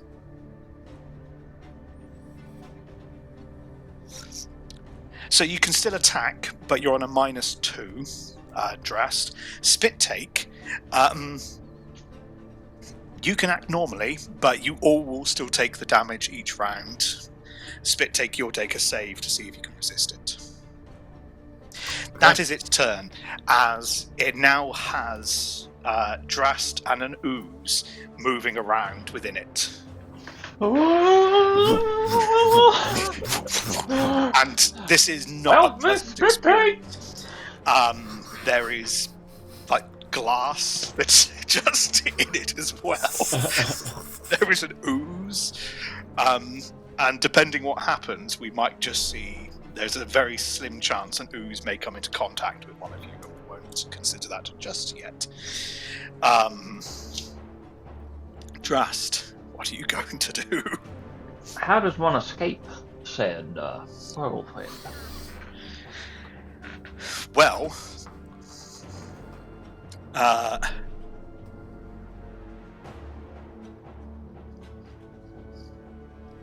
creature that can fly is allowed a reflex to escape. Can fly. Mm-hmm. So we can. I don't think you can. No, you're stuck in that now for however long it's in its whirlwind form. But you can still attack. You just take a -2. Unless it chooses to eject you. Swing the Airgrush then. Natural 20. Well, it's not a critical, but it is most certainly a hit. This elemental is around you, all-encompassing. It's much easier to hit it almost. You just kind of hold out your Airgrush, really. And second hit, 18, which is 18 is a miss, I'm afraid. 6 points of damage. Ooh, barely a lick on it. As 1 point. Potentially. As the elemental now dispersed has managed to spread its body further around, less is hit, but still effective. Spit take. Spit take is looking at the thing in sort of awe, but he snapped out of it when one of those little iron ball things that he tried to eat goes ba-dong, and like pings off his mask and sort of snaps him back into attention, and then he'll sort of like aim down and then proper fire breather, just go like that and arc his neck up, opening his gullet, allowing fire just to pour up out from within his very being. And that is a reflex saving throw of 22 once again for both the ooze and the whirlwind. The ooze doesn't roll for this because if the elemental suffers from this, the ooze's reflex is so poor it will suffer as well.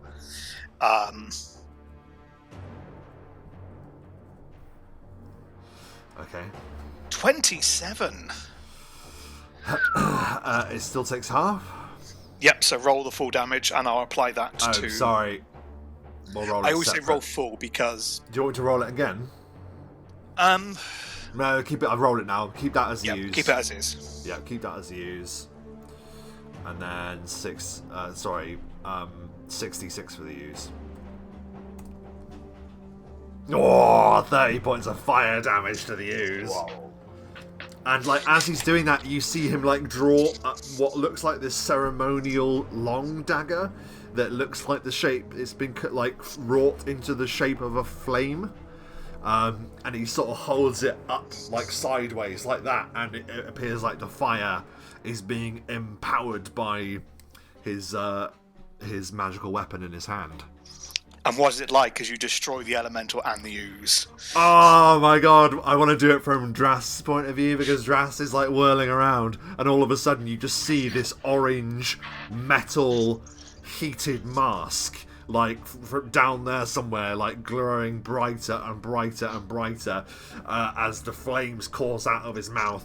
You're surrounded in like a tornado of fire for a second. The ooze melting into nothingness as it spins around and around and around like flubber until both are completely dissipated by the flames, and naught is left but the smell of smoke from our enemies and the smell of slightly charred skin beneath a metal mask. He crackles and stinks a bit. And Draston, you saved my skin there. Thank you. And with that, almost immediately does everything just stop as the wind goes. What was left of an ooze just disintegrated. It just doesn't exist anymore, which is a shame because it was quite fun. It's gone. Well, we're great. Do the others? Surely with the whirlwind, all of the other things broke, right? Oh yes, every single one of these has smashed, shattered, just completely wrecked. The entire room. There's a moment of stillness as then tons of glass, gems, gold, items just drop and plummet into the water. And yet everything has gone into the drink. Oh, I think we should gather them, but maybe we can do that in a short while. Absolutely. So with that, we will go for a quick break. And for those of you who are watching this, please, if you haven't already, give us a like, subscribe. There's the bell. Check your bell. Hit the bell. Down there somewhere. And we'll be right back very soon. And we are back after having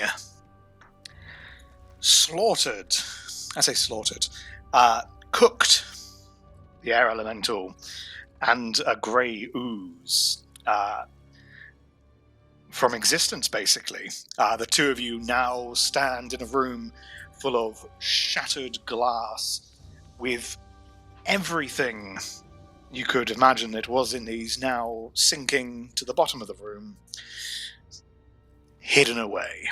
But every single orb has been shattered following the air elemental's fury. The door remains locked. Gather everything, gather everything. So before doing so, I'm just going to drink a moderate wounds health potion. Yep. Because I took some hits there. So 2d8 plus 10. Thank you. As dressed pants after the exertion of... Actually, I'm going to take 2, I think.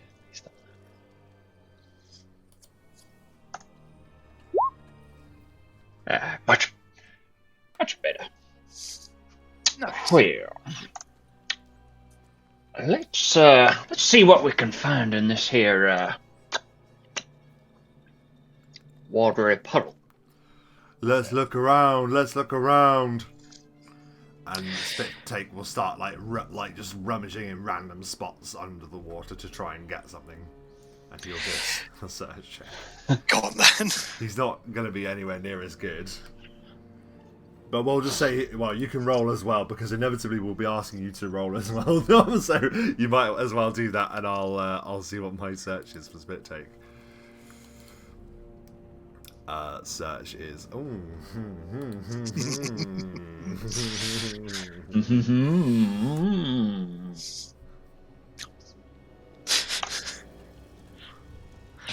The DC is 10, as I don't know, Spit Take, you are.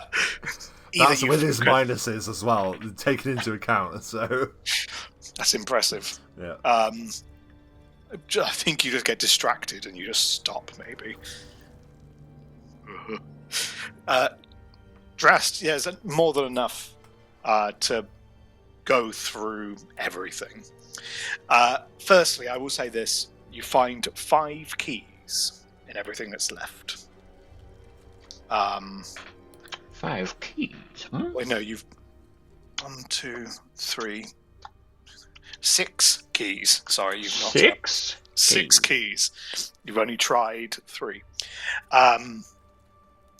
Alongside that, can you just give me a straight up appraisal roll? Or what is your appraise?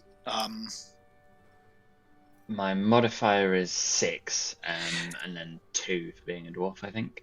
Okay, give me an appraisal roll, both of you, because we can just sort this out in a knowledge arcana, so I can just give you every information.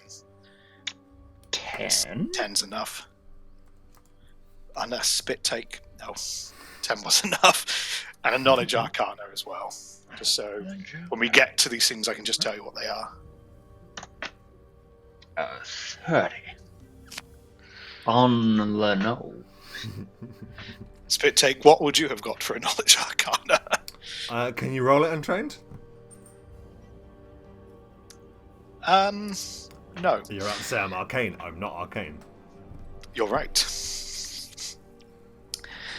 Well then, in that case, you come across an amulet of natural armor +1.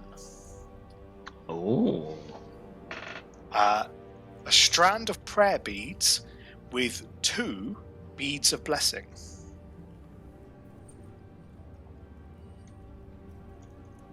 A potion of fly. Are you writing these down, Dom? Yeah. Cool. Cool. I'll do all the. I said I gave you all the keys separately. There's 6 keys. We've gone through the worthless glass gems.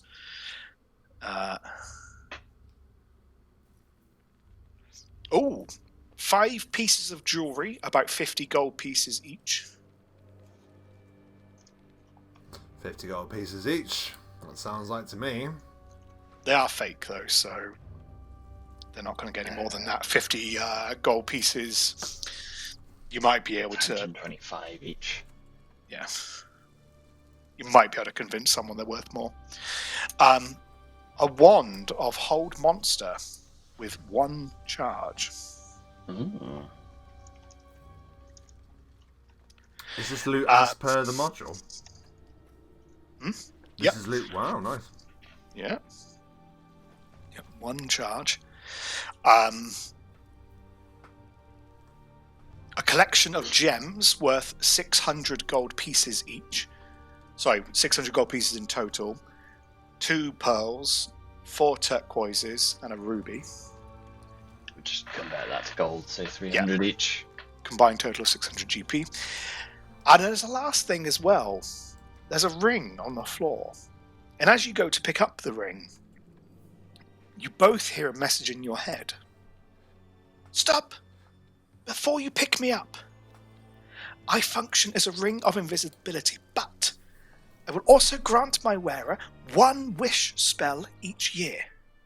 My only drawbacks are that I permanently consume 1 hit point per year, and I can only have 1 wearer. Once I am removed from the finger of the one who wears me, all my powers are lost. But if you would take me, you must put me on before you depart, because I can leave this room only while worn. So you must decide right now who will wear me permanently. Your face, Spit Take. Well, it's not too far from what my own face would be, to be fair. Spit-Take stares at the thing speaking up through the water and doesn't really comprehend much of what the meaning behind this. So after a while, he'll just look to Drast, the authority on such matters.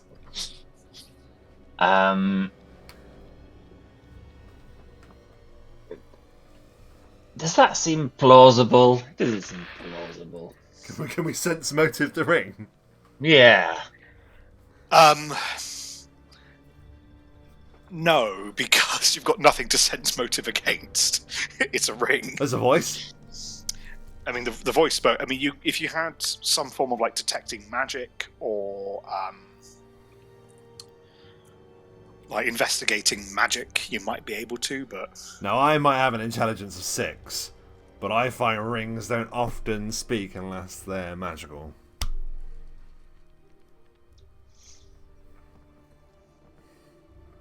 Yeah. Very true.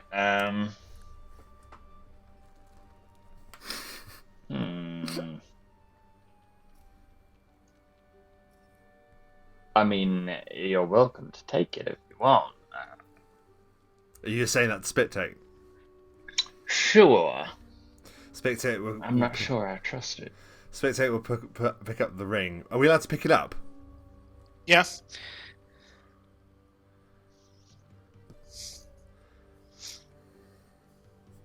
Can Wish is a Spit-Take... very powerful spell to just get in a room.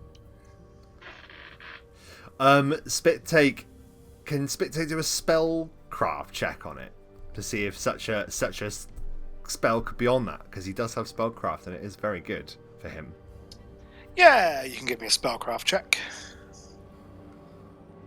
Because he does have that, and it's one of his actually good scores. I say good.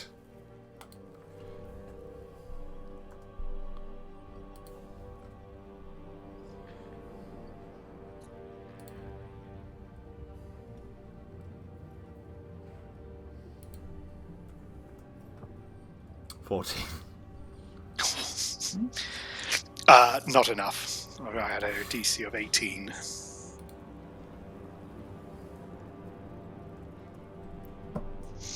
Spit-Take will sort of like look at you with one hand on the ring, and then his other free hand just sort of like as he's gesturing like he's gonna put it on, and he's sort of like looking at you. Should I do it? Just shrugs. He'll try and hand it to you. You want me to put it on? I don't know what to do.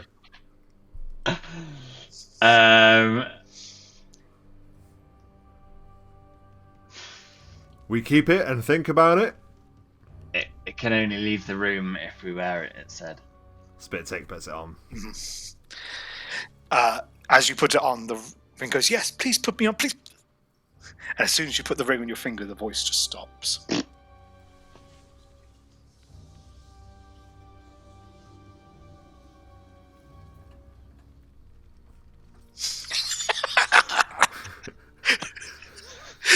If you guys didn't get that, he checks. Sorry, for those just listening to this, sorry, he looks over his shoulder just in case the voice was actually behind him. When he sees there's no source of any voice at all, looks down, remembers he's wearing the ring, and then will sort of shrug at Drast. Feel no different. You could try doing the wish. Is it as per the wish spell?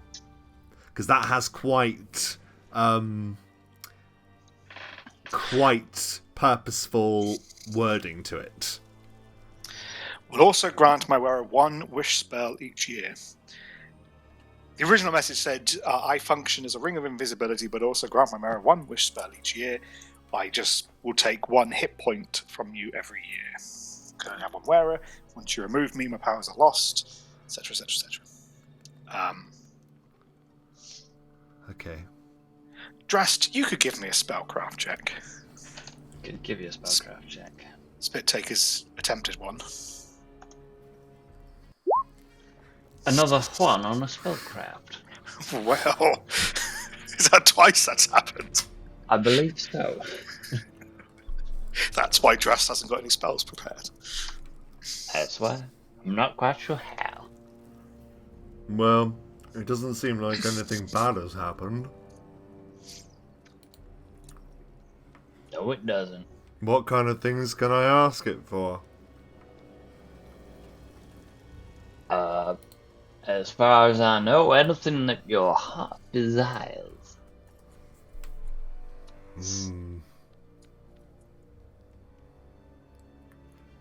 Dragon? Except no bringing people back from the dead, no making people fall in love with you, and no wishing for more wishes.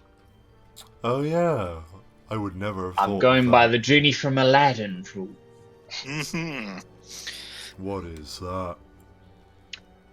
Ancient story. Yes.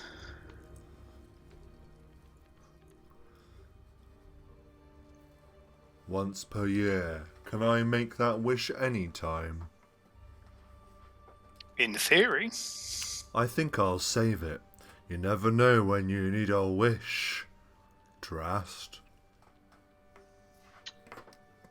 Very true. Perhaps I'll keep it for just in case. Perhaps I'll keep it for just the right moment. Let's just hope it works. Let's just hope it works. Yeah. Ring of You want invisibility the and amulet ring of one wish. natural armor or what? Say again? We've also got the amulet of natural armor. Oh, was it natural armor that it was? You might be horrified to learn, or perhaps you'd already know this. You know Spit Take. Spit Take, beneath his sort of weird aluminium kind of like dwarven jumpsuit thing that he's wearing. Like I'm thinking of those things that they wear like in like smelting pits, these big suits that like protect you from the heat. That's basically what he's wearing. But a fantasy version. But you know beneath that you've caught the odd glimpse and you've seen the hint of scales beneath there. So you know that he already does have natural armor, so that might not go on top of what I have. I don't think it would, actually. So if that's something that you would want, I already have a natural armor bonus. I would happily add it to my list of stuff. Maybe gives you a bit of a shudder to think of what the Spit Take actually looks like beneath the garb. Oh. Yes.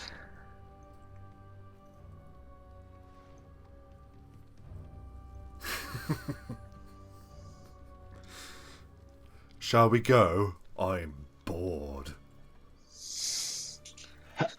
Yeah, why not? Come on. Let's head out. You have 6 keys to try. Oh no.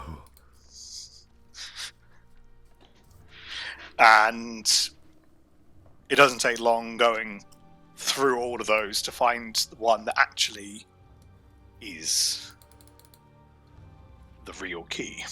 Come on. Well, isn't it lucky we found that little room, Yes. We got so many prizes. I wonder what And it- prizes will be in the next one. Hardly heard at all. I remember we looked down here before dressed. We certainly did. Do you think we should? Shall we head on down now? Yeah, I've let's... gone very southern. You Oh boy. Let's go.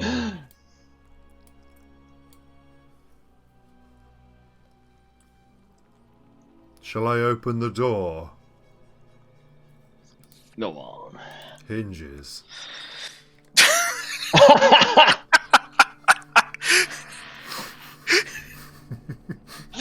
okay. You Everyone open, needs them.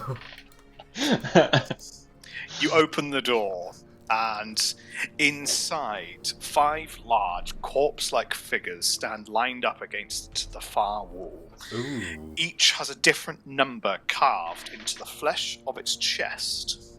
At the sound of the door opening, one of the figures turns its head and speaks. One of us does not belong with the others, it says. If you can pick out the interloper, we will allow you passage. If you pick the wrong one, we will kill you. You have 1 minute and 1 guess. Boop.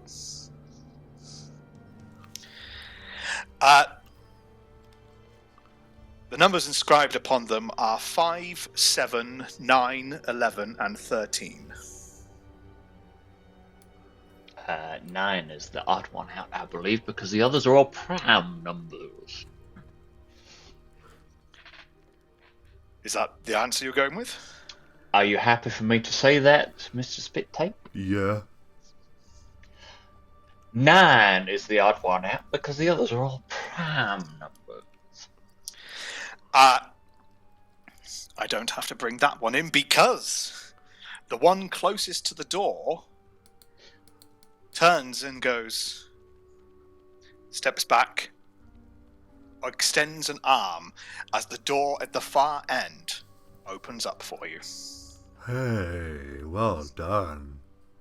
See, maths I can do, riddles not so much, but math is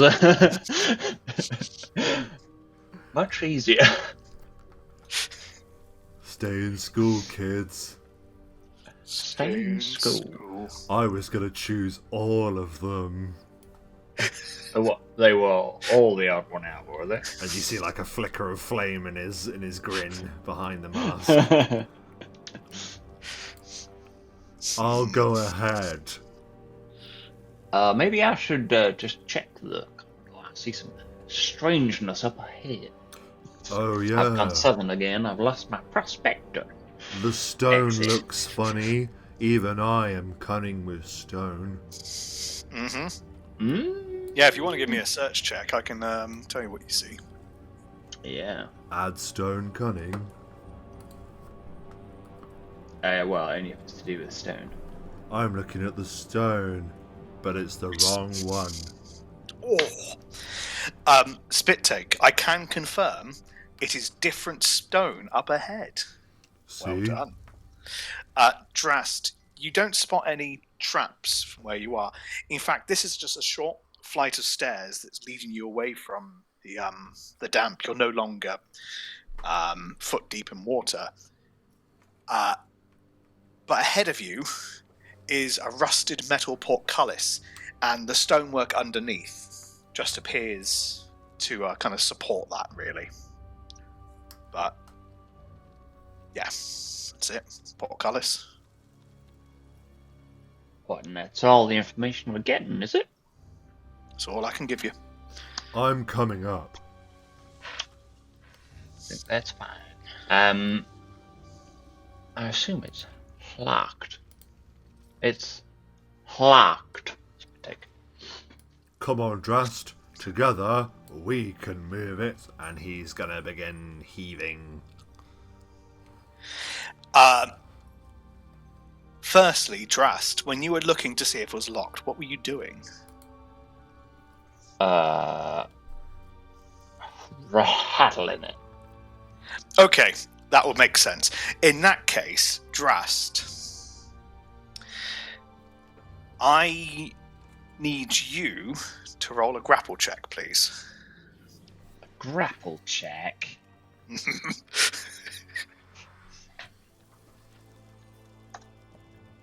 23.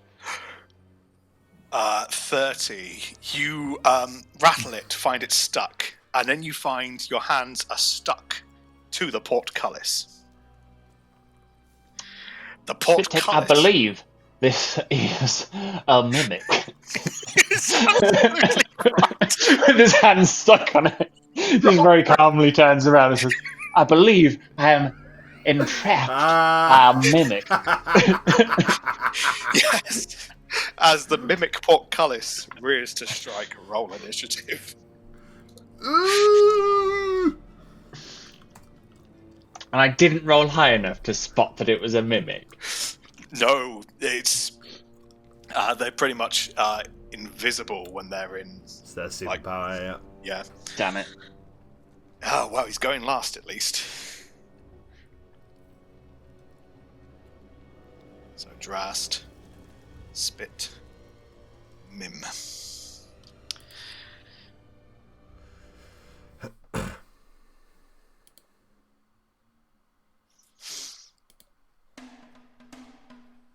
Drast, Yes. you find both your hands stuck to the mimic. What are you Well, I going to find do? myself in quite a pickle. Can I use Escape Artist to attempt an artistic escape? Yes, you can.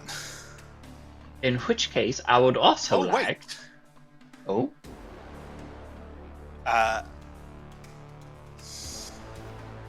Opponents so grappled cannot get free while the mimic is alive without removing the adhesive first. Unfortunately, currently, you cannot.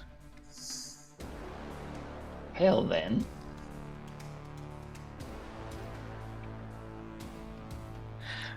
Strong alcohol dissolves the adhesive, but the mimic can still grapple normally. Well, both of my hands are stuck on the damn thing, so that's not going to work. I guess the only thing I can do then is try and learn about it using my my knowledge. I believe that's dungeoneering. I believe you would be correct. 28. Yeah, this apparition, as with all mimics, can take any form it so wishes, and mimics can exude an adhesive from it. And unless that adhesive is either removed, it says acid, alcohol, but I'd argue a few things could deal with the adhesive. You are stuck at the whims of the mimic. And With a dungeoneering of 14, sorry, no, it's not my turn, but would I also know that, just for the record?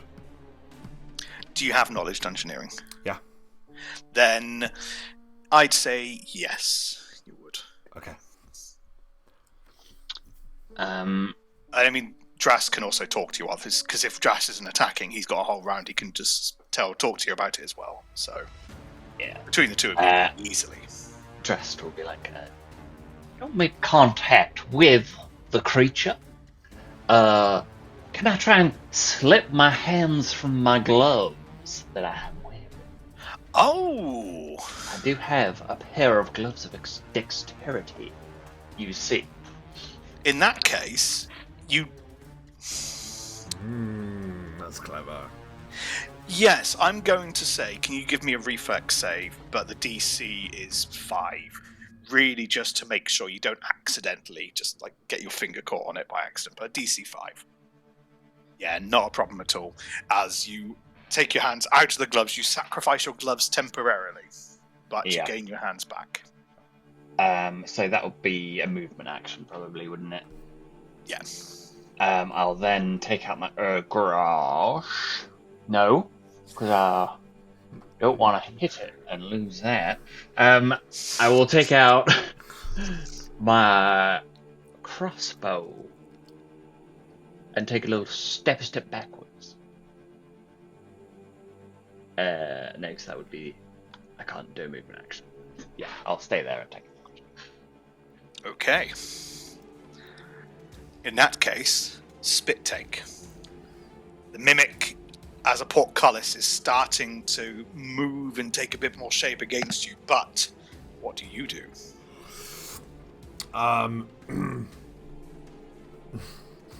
Spix takes finger, like, itches, and he looks down and he's staring at the ring on his finger. And he thinks maybe this is a good time to use the wish. But something banishes the thought from him, and he instead will open his mouth, and he will let fly a cone of fire.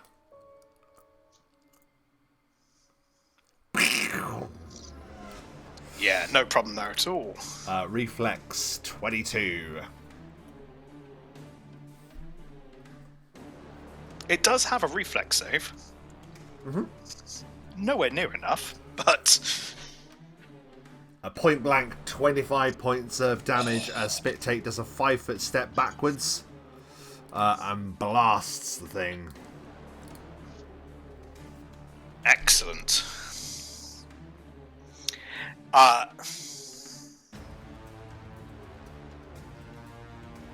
Beautiful. The thing seems to be coated in this fire that's licking off its adhesive properties, but it is its turn, and I realise it is. Okay. That and not the floor, but we'll just say that's the space it takes up. Yeah. 5, 10. As the portcullis just screams towards you, Track. It's going to make a grapple check against you as it attempts to just just crush you against the wall. Can I use my inspiration to add to that? I don't think I can because it's not an attack, is it? It's not. No, it's a grapple check. Well, then we'll just have to roll the dice and hope. Not good. It's just completely just envelops you and then just kind of starts pressing you against the wall as well as this portcullis mimic just flattens itself against you. And it gets to do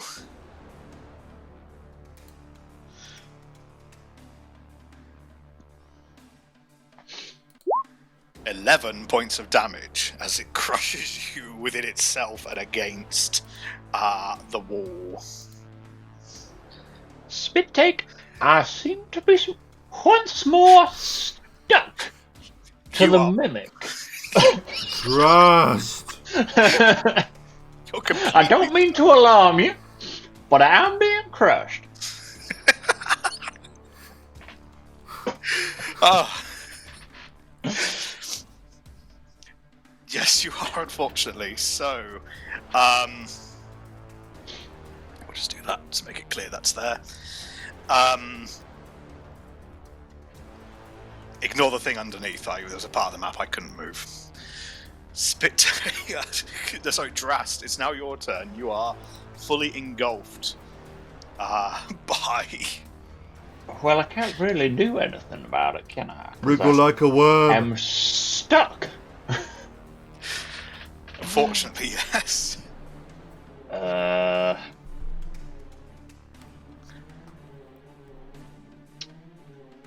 Here?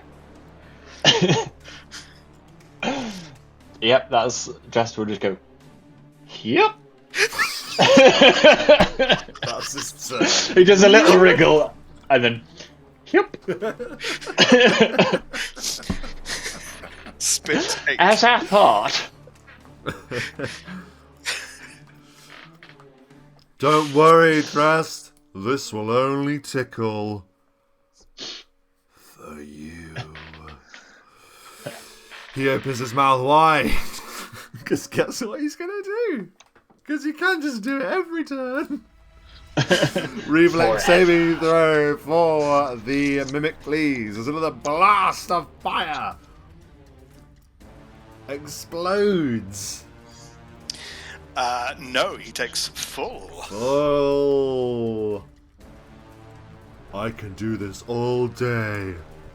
For 25 points of fire damage. Exactly the same as last time. Drast. It's that moment that you could just feel it crushing in on you as this portcullis is just wrapped around you. And then you are engulfed in fire. What is it like as the mimic is destroyed?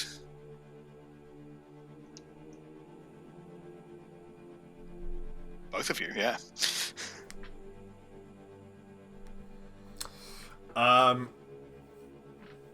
Spit take sends the fire against the mimic, and it begins bubbling like molten glue. And Drast, you huff it like it's 1984. Oh my! You're just slamming that glue back. It's back. Glue is back, baby. But then it kind of like begins to melt away from you as this thing is consumed by the dragon fire of the adept that stands before you. Then Spit Take will come over to you, and he will stand very close to you, like this.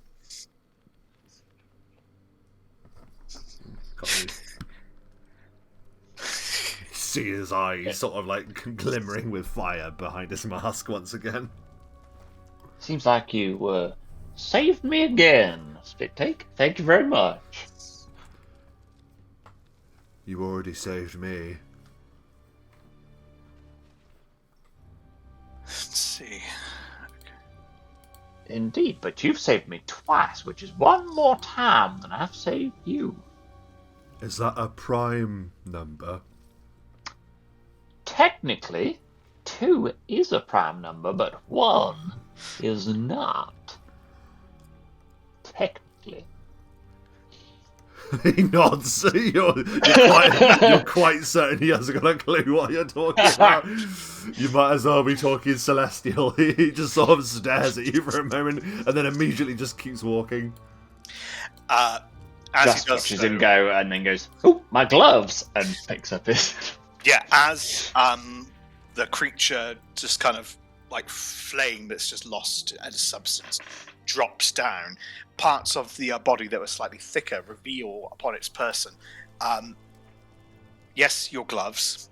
A couple of flasks of things that look like they broke in the fire. I'll tell you now, one was a flask of oil and one was a flask of alchemist's fire, so they both worked in your favour. Nice. So I took them into account when you did the damage. I was Sick, like, yeah, "Oh." that's awesome. There we go. What did survive, though, is a sun rod, which might be useful, and a metal scroll container. Containing a metal scroll. Containing If I'm not mistaken. knowledge religion to figure out what these scrolls are. They're divine. Divine. Well, let's see. 29. These are divine scrolls of remove disease and neutralize poison. What is it? It's a scroll of remove disease. And I can't remember what he said, but something poison. Neutralize. Neutralize poison. That's the one. The gods give this. Yes, indeed. I Is that don't- something you can use? I don't believe in gods. I believe in dragons. Or... Well, they're certainly more physically present, aren't they? I can see him. Yep.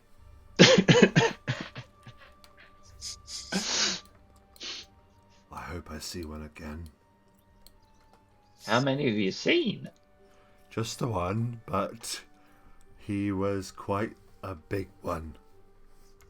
Festum reacts the dragonsmith. Ah, was he the one who you made the hinges for? Yeah. Among other things, but yeah, hinges. And spoons and pots and Spoons and pans. pots and pans, yeah. Ladle. And a ladle. Do you want it? He'll open his he'll hand. He has a ladle. I wouldn't take dragon treasure off a dragon.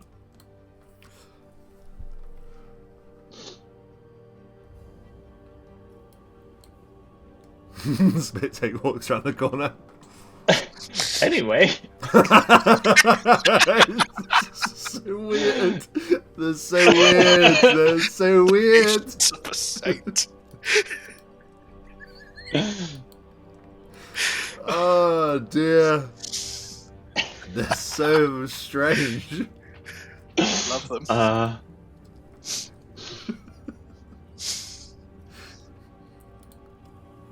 let's go towards this door.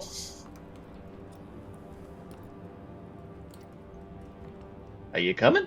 Oh, there you are. Yeah, he stomps past you, gets to the door and says, "Do you want to stand back?" Sure. Spit Take just opens the door. Spittake opens the door. Beyond the door is a ledge, a short extension of the rock placed high on the wall of an enormous natural cavern. Far below, a vast mud pit boils and bubbles. A series of wooden discs, each suspended from the ceiling by a massive steel chain, forms a set of stepping stones that lead across the cave to another ledge on the far side.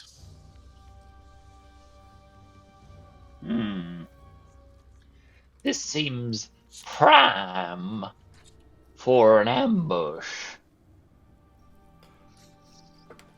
Only ambush if they see us. Yep. He'll gesture with the ring. I am visible. Well, I can currently see you. Invisible. You are still visible. I'm not Starting sure to it worry is what about it that said ring. it was. Yeah. Oh well. Are you good at jumping? I'm pretty good at jumping. I don't want to block your path if you need to get to the other side quickly. But then again, I don't want to block your path if you need to come back the way we came. Really, what I mean to say is,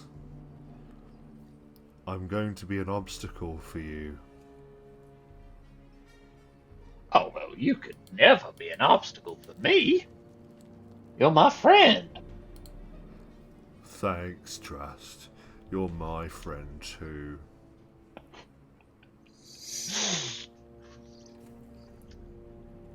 Maybe I should go and check it out first, and then you can follow when I see there's nothing wrong with the path.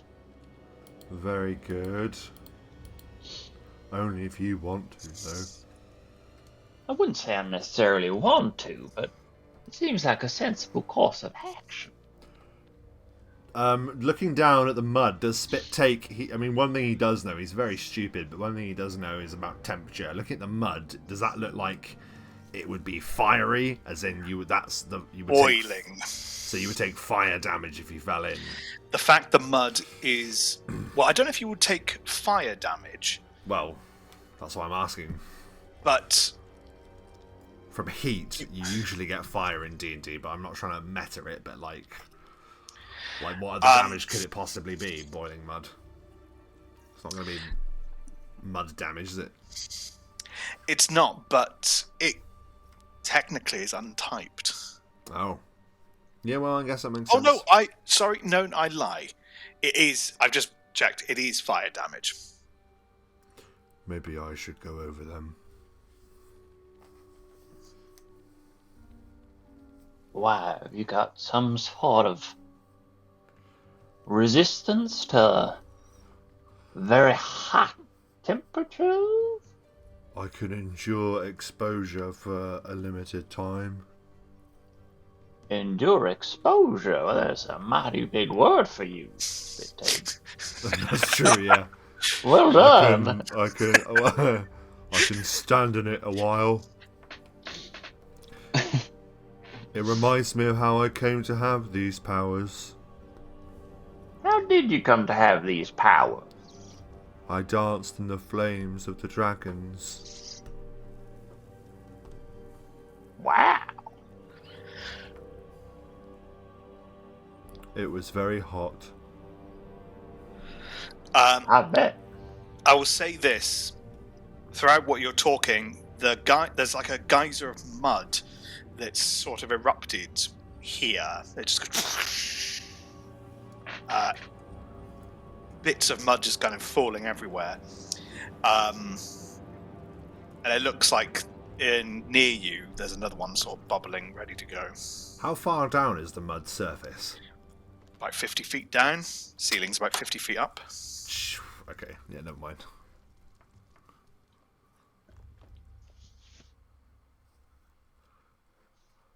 He'll shrug. Can I take a closer look at the platform to see if it's gonna collapse from underneath us if we... Each platform appears to be made of a wooden disc. They're about 4 feet in diameter, and they hang about 3 feet from its nearest neighbours. But they look fairly robust. It is attached by a chain, and the discs are swinging freely, somewhat at the moment. I imagine that might make things a bit tricky. They do look a little bit slippery from algae and water and bits that have kind of settled on the top. But in terms of stability, they don't look like they're going to break if you leap on them. Slippy. Yeah, we gotta be careful when landing. He'll blast the first step with flame in an attempt to burn the algae away. It is wood, Spittail. It Oh, is no. wood. It's too late.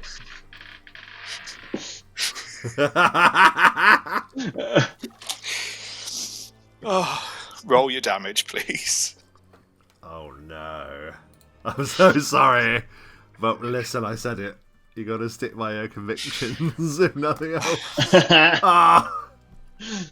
Fuck.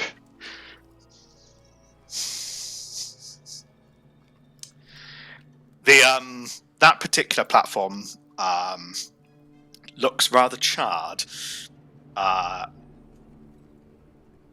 If not careful, another thing like that might cause it to either catch or I'll go first.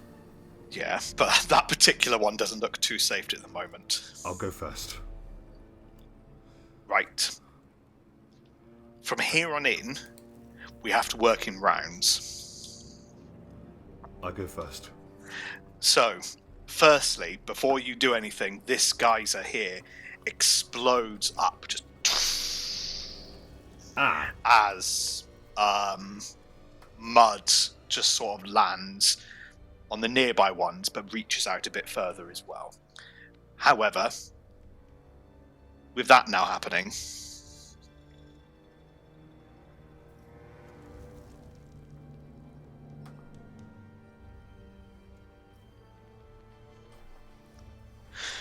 who's going?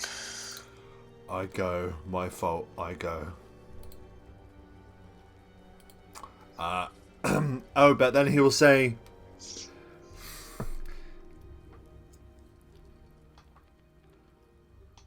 I don't think and this might be too smart for him to get. I don't know, but I know Drast is super smart, so maybe I can suggest it to the group, and we can agree if it's fair that a super intelligent factotum would get this, maybe even if Spit Take wouldn't. Is there like timing? If we watch it, does it look like those geezers are going off per round, like every 3 rounds? So we know that we can't be next to it at so rounds.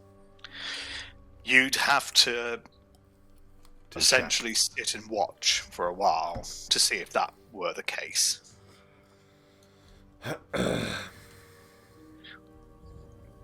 But yes, that would have to be Drast coming up with that idea, because Spit Take... It's too clever, isn't it? Yeah. I have to rein myself in sometimes.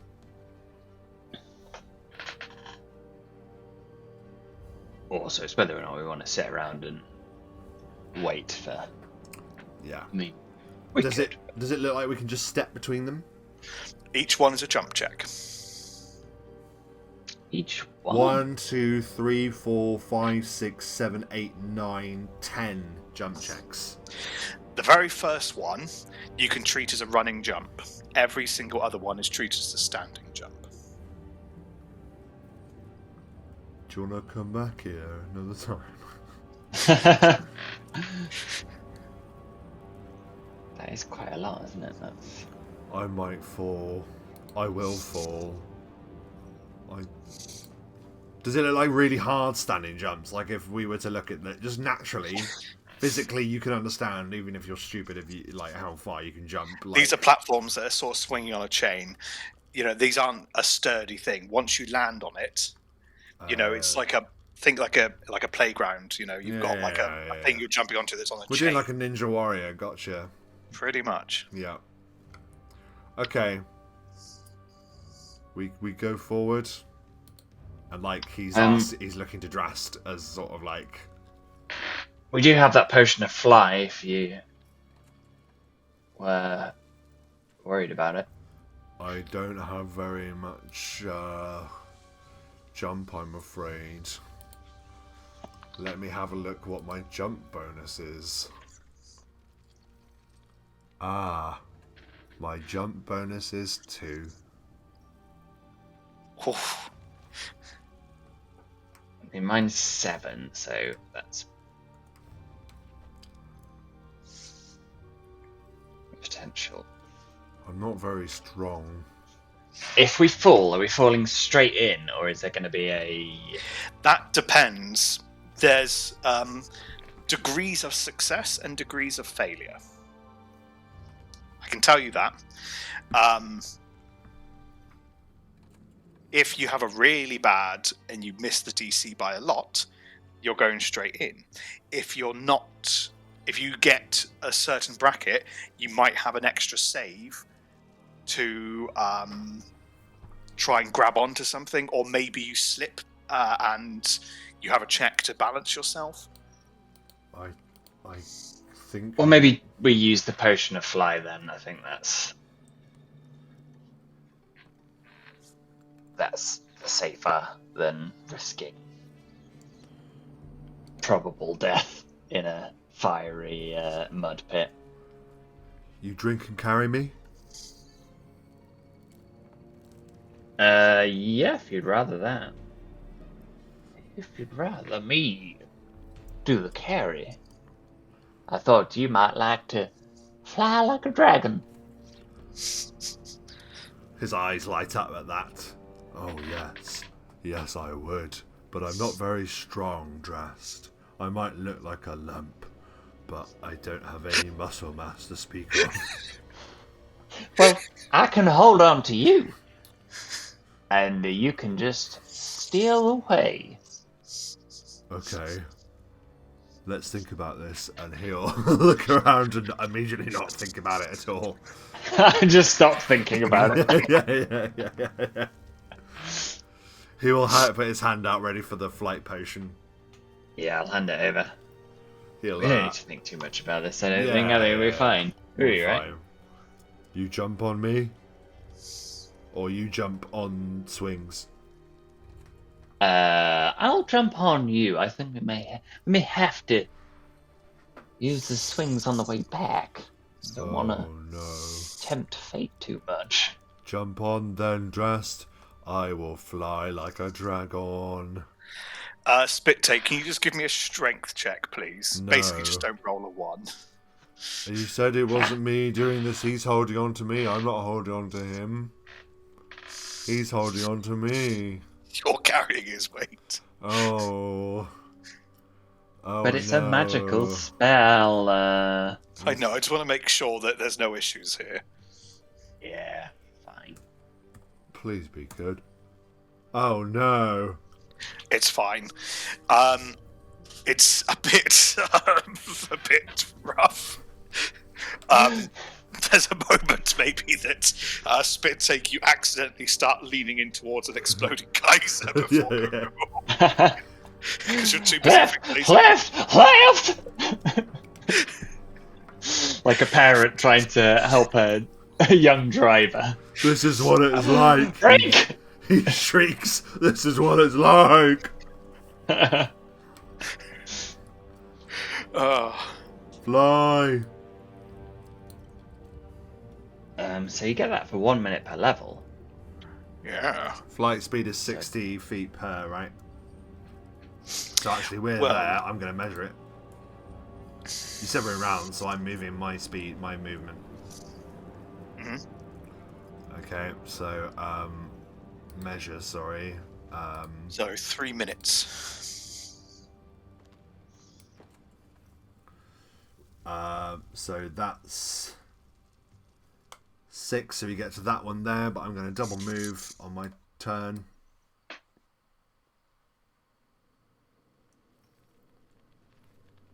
So we get there. Yeah, I mean, that one would have detonated whilst you were talking about the potion, so you have enough time to just fly across to the other side of the room. The only reason I'm asking to do it in rounds is just in case you are jumping. I need to know if there's a geyser that's about to blow underneath you. But for what you're doing, we made it. You're all fine. Good work. The dragon would be proud. I hope so. Let's open the door to make use of this new power. Oh no. It's a very thin corridor. It opens into a very thin corridor. I'll go first. Unless you think you'll see something, Drast. It might be wise for me to just double check. Don't want another mimic situation.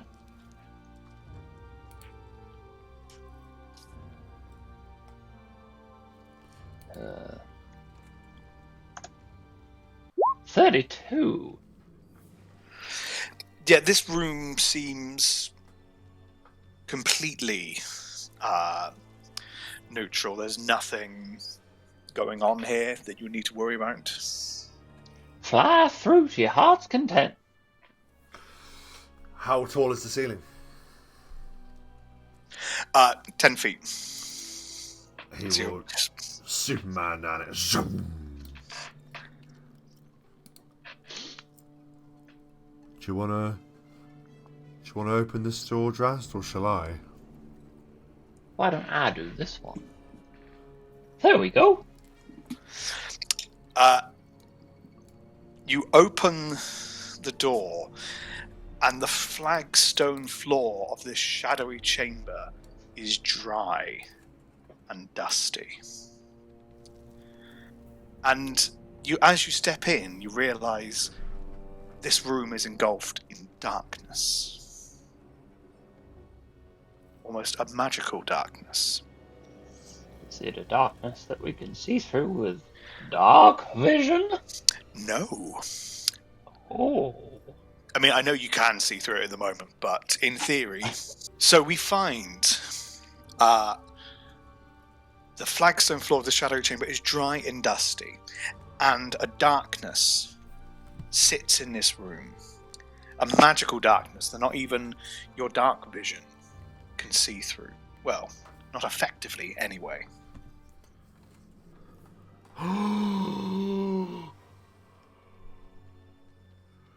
You found that shiny stick, Drast. I did, but I don't think it works on magical darkness. The sun? What about the sun?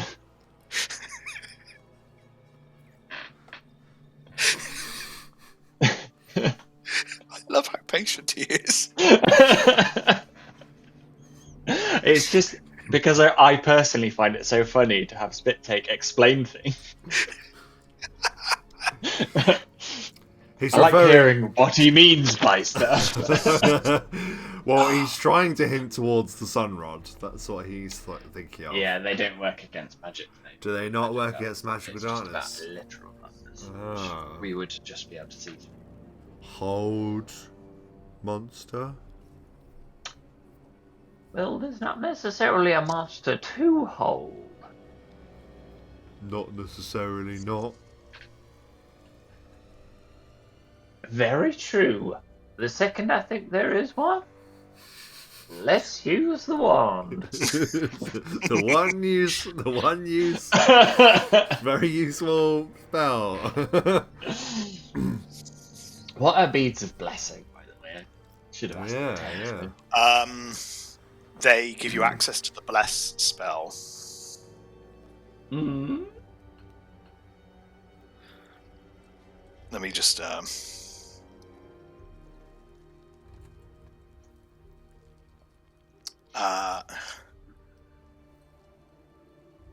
yes, you have basically, there are 2 beads on there.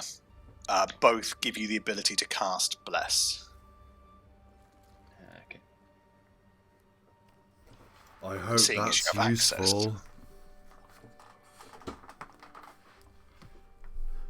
Do you think we're about to be scared by something, Spit Take?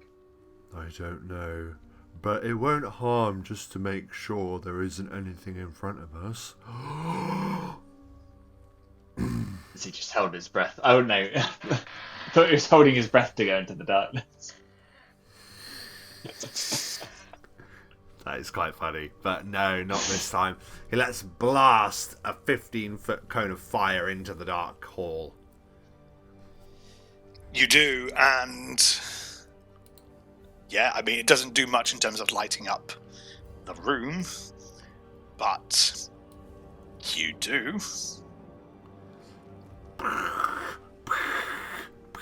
And he keeps doing it, hoping that he's hitting something. Currently not hitting anything. Every 6 seconds. Well, I don't know. And then his eyes drift down to the ring on his finger. Possibly still not the time.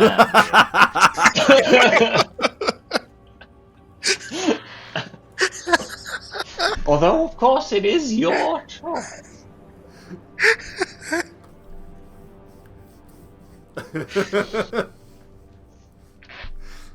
To him, it's like, I have a problem, I can fix the problem. Like, it doesn't go further than that. Let's step into the room and see what happens. Yes, we'll both step into the room at the same time. You One step. big step. Arm in arm, the we room. step through the doorway. And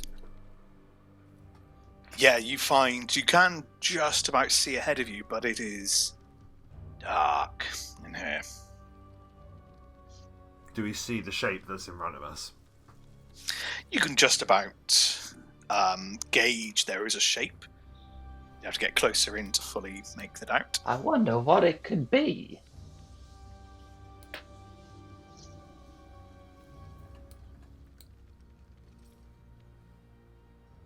Oh, Dunk.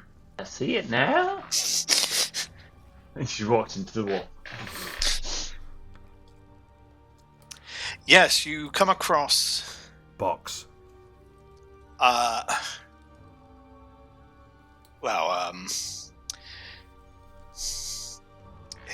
It's a box of sorts. However, could you both give me a spot check, please? Ooh, our first spot Trying check. to think what the.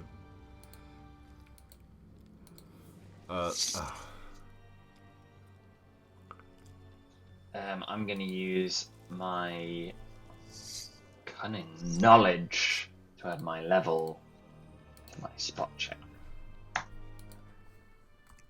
Luckily, because I rolled a 4.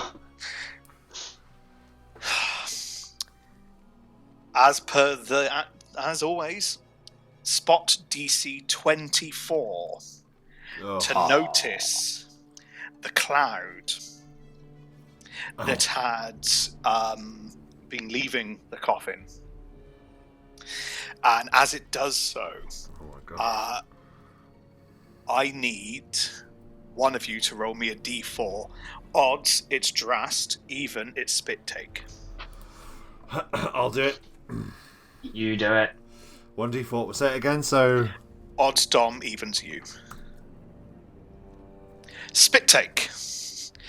You're going, as you're doing this, when out of the blue, a creature has manifested itself behind you and gets a full surprise round on you. Something has solidified. What is your flat-footed armor class? 17. 17.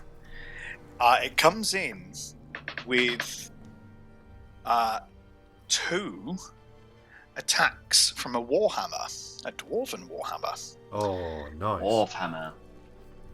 One that maybe is the one you've been looking for. Yeah. First one hits. Oh.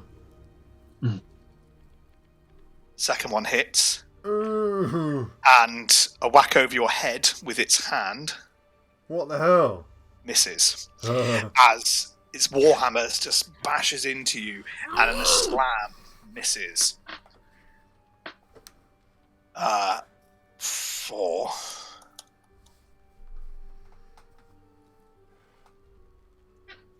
25 points of damage over those 2 hits. He gives like a yell as the strikes land, trying to like alert Drast.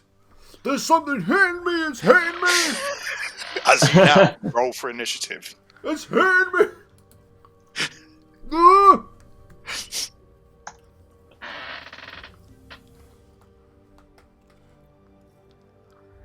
$18, $24. Oh, wow, okay. So we keeping up tradition here. We go Drast, Spit Take, and then this. Which in my initiative order I've just put me.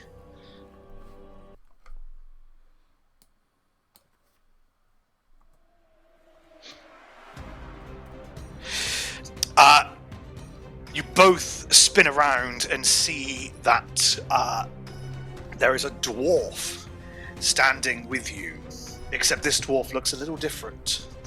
Not only is this dwarf wielding the warhammer you believe to be looking for, it's a lovely looking warhammer, would need more investigation. He looks slightly different. He looks pale. And you think you spotted 2 sharp teeth. But it is not his turn, Drast.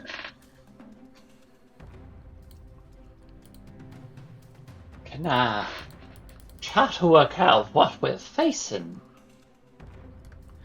Yes, you can give me a knowledge religion. What is it? What is it? 22. This is a vampire. Oh my god. A dwarven vampire. Great.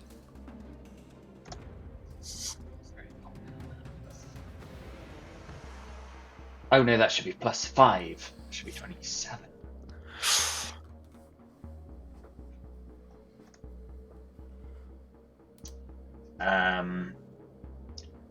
It's a vampire.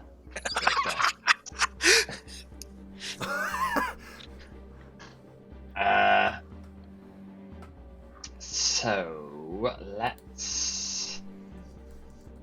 I'm just gonna open a can of pass. I'll add use a inspiration to add to the damage of the first. 29. Oh, 29 is a hit. So that is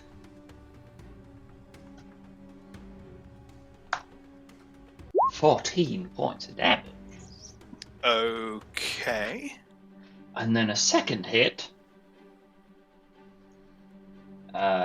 which I will just roll because I want to see what its armor class is. Around 18. He dodges that second one with relative ease. A relative ease, you say? Mhm.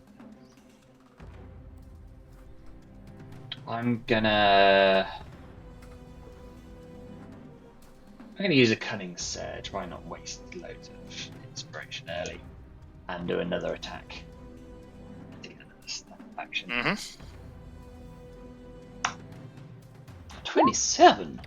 That is a hit, yes. 8 more points of damage on him. You notice with that hit, though, yes, just hit it as he was able to dodge out of the way. And this dwarf looks to be wearing really hefty full plate. But that attack, it just seems to the wounds almost immediately close over it. Oh wow, okay. Cool, good to know. Got some information. With that, spit take. Oh no! Oh, the music stopped. He will open his mouth on the no, and that's a shame because I have some other tricks that I've been waiting for a more powerful enemy, but really, the standard is going to be most useful here, so he will just do what he always does. He opens his mouth and a burst of fire ripples forth. Reflex saving throw of 22. I imagine for a vampire, probably going to be a walk in the park, but there we go. Well, he's also a dwarf.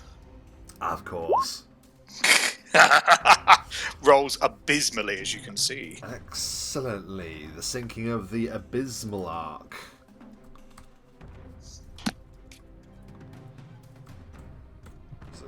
Sinking of the Bismarck joke.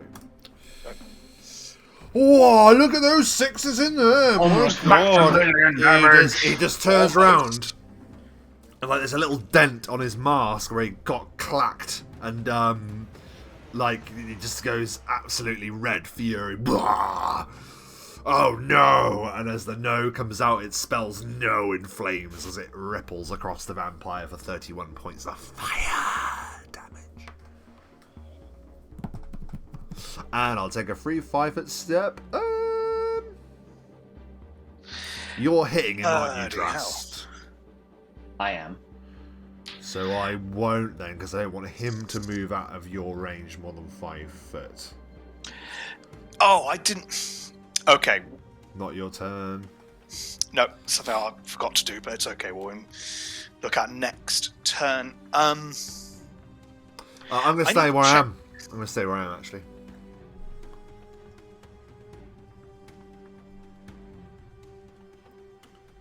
Your breath weapon, is it considered just fire or is it considered magic? Don't know. It's like a dragon's breath weapon, so... Supernatural. Are you going to ask me for spell resistance? I don't think it's a spell. No. Don't think it's a spell. Supernatural abilities are magical and go away. Excellent. Which means you bypass his damage reduction. Hey. Because it is magic on his damage reduction. Gotcha. Yeah. Well, he's a So vampire as well, right? I think they've got fire problems anyway, right? Not as many as that, but still, that was a hefty amount of damage. Even with that, however,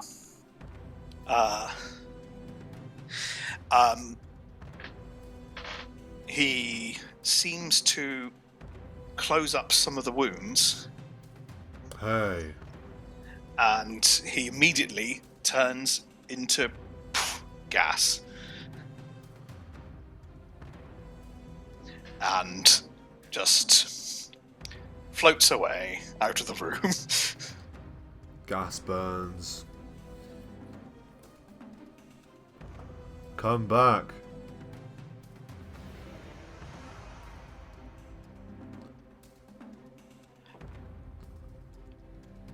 I just need to check one thing.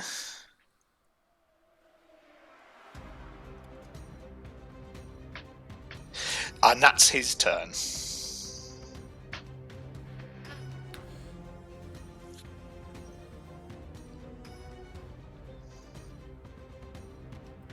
Can I see? I can't see the gas.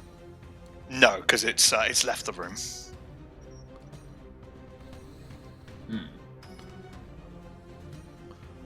Spit Take is going to ready an action. Wait, it's not my turn, is it? Sorry. Actually, it's very But generous. you said that was his turn, so whose turn is it, if not? It is now Drast. And we can't see where he's gone. We know he's gone out of the room. He's going to leave out of the room.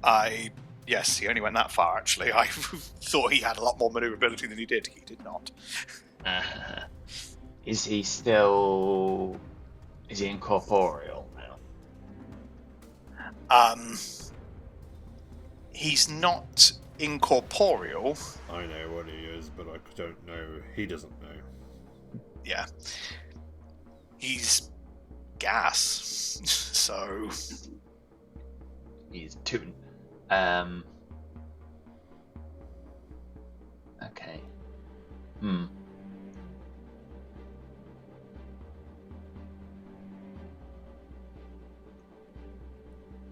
There's not really anything I can do to gas, particularly. Nothing he can do to us either. True. I guess I'll hold attack action in case he comes near me.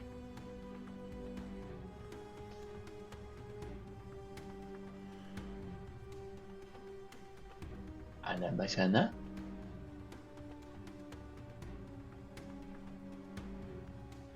Okay. Yes, had to check something there, but he's pretty much he's gas. So anything you do at this point is going to be quite limited. But that doesn't mean there isn't anything you can do. But holding an action, excellent decision. Spit take. So movement action, Spit Take is going to take a health potion.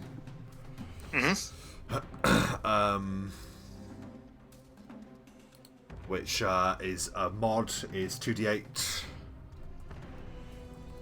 plus, what do we usually say? 10. We typically round up all the your ones, so 5, 10, and whatever. 18. Nice. So he is restored, and then he is going to, that was his movement, he's then going to hold his attack action. That is Spit Take's turn. Excellent. It's now this guy's turn. And he just drifts away. Back to the top of the round. Drast. After him. And that's it, 'cause I can't touch him. Fair enough. Spit take. Roughly seeing Drast moving in that direction. Can I see him from there? You can make out a bit of a You fog. can see it outside of magical darkness without difficulty, so if he's visible. Ah. There you go. Let's find out if the gas is flammable. Spit Take will just open his mouth and set a blast of flame chasing after him. Reflexes. 22. Oh, better luck, but Close. not enough. Sorry. Shit rolls though. 3 1s on my 66. 17 points of fire damage ripples after him down the corridor. Almost minimally in damage. It's more than enough as the vampire, I just need to put him there because the door symbol, just catches fire in the gas and just screams, and then just crumples into ash on the floor. Just, and as he does, all of his possessions are made manifest and just clatter down. His armor, his weapon, everything just. Give me the hammer! That doesn't belong to you. Not you, the vampire. Does the magical darkness remain? It does, yes. Oh.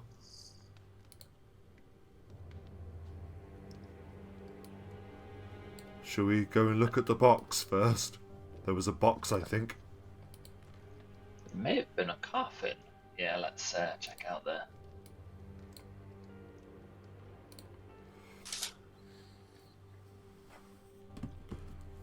Check in the coffin. You have a look in the coffin.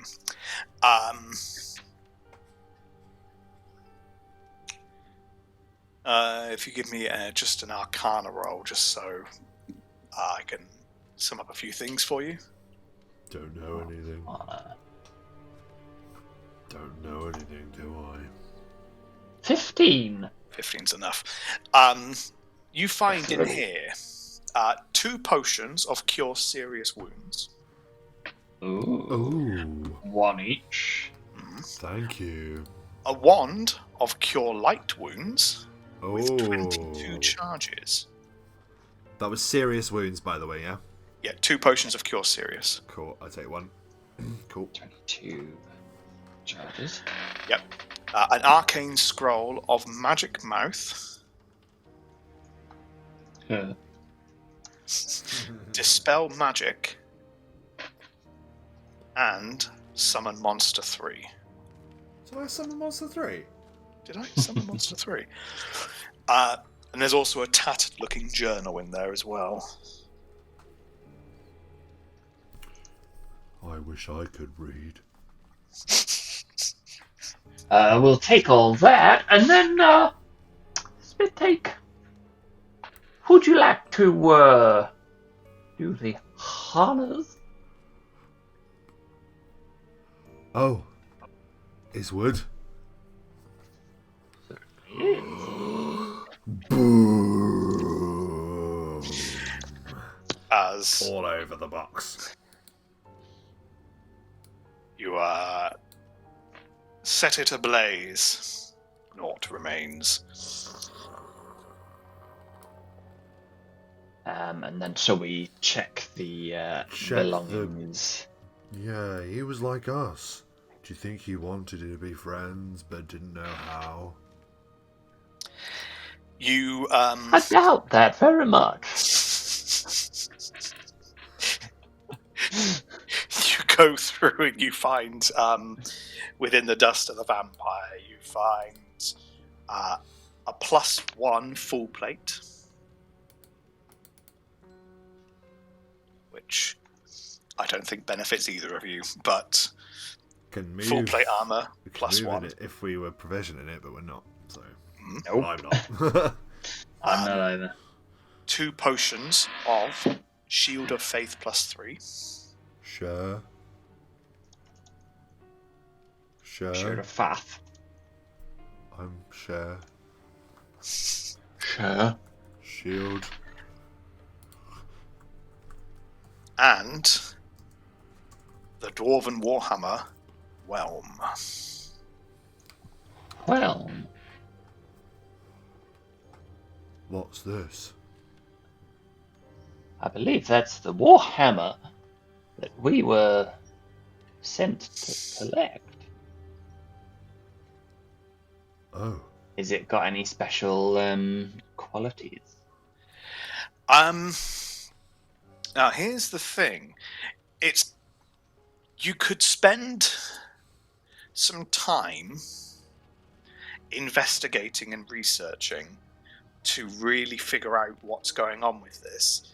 At the moment, if you were to do any form of appraisal, which we'll just say you can take 10 on for the sake of this, it just seems like a +1 Warhammer. It looks very nice, but you would need to have a read through the journal, you'd have to do research into this, and maybe figure out a bit more about it. I have craft weapon. We should also fly back across the mud before you lose flight. Only, I said it more like this. Run! Well, you weren't in there that long, were you? 3 minutes. I mean, It was only a couple of rounds. That's true. Well, it's going Three, in 4 there, rounds. investigating, searching the coffin, setting the coffin on Definitely fire. 3 rounds getting across. But that's minutes, isn't it? So minutes, rounds are seconds. So Would you have taken 3 minutes once you landed to go down the corridor, the quick combat? we'd be close, probably. If we're honest, we'd be close. Yes. Again, Because in reality, if stand you're it out actually in turns. yeah. In turns, probably not at all. Actually, given how much we've moved and done our actions, you're probably right, Dom. Yeah, but it's just like, for But example, in the reality, break it's down- hard for us to think of because in reality, Yeah. you couldn't fight.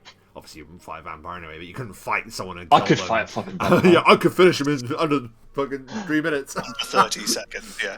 Yeah, exactly. So it's one of those, isn't it? A ruling, Michael, please. And then she then did the searching, you did the investigation, all of that.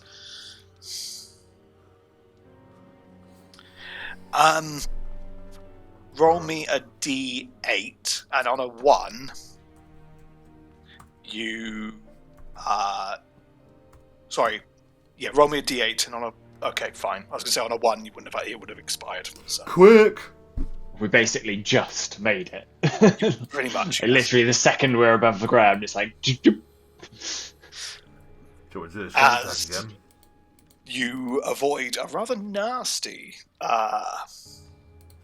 puzzle. Do you want to do a strength as- check again? Hmm? You made me do a strength check last time. Oh, go on then. Don't roll a 1.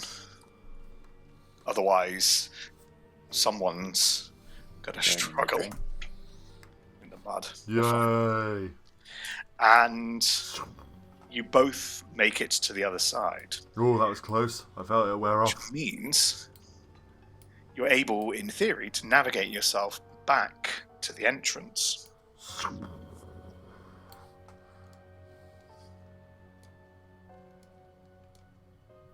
Are you doing it for us?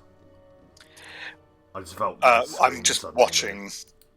I'm watching as you move through. I can put you both there by the golems. You successfully identified as prime. Spit take speeds through. Drast takes his sweet time. I'm a bit more zoomed in, I suspect. You are. Hello again. Spit take, did you actually just run through? Can I just check? You said to go back to the entrance. So I was putting this back to the entrance. Spit take, as you pass through, a few things happen. I just need to check. Are you running through? I was making my way. You said we'll make our way back to the Drast entrance. I'm not sprinting. would probably ahead warn of him about Drast. the green stuff that I've forgotten the name of. Oh, right. Green Not slime. used as Thank you. slime. Well, I would have been moving with Drast. It's not like I'm sprinting wildly ahead of him. So both of us are running at the same time. Yeah, so it'll just say that then, just because if you had just gone, I'm going back, then that could have been quite painful. Right, I see. No, I'm with Drast, so Drast can remind Burn me. away the green slime again. Yeah, of course. Please. Boom, boom, boom, boom. It's gone. Do I have to roll for it? No, I'll just say you're okay just to burn your way through, as you do. As you approach the Sphinx, she looks at the two of you and funny. The pair Yeah. last in here did not return to me.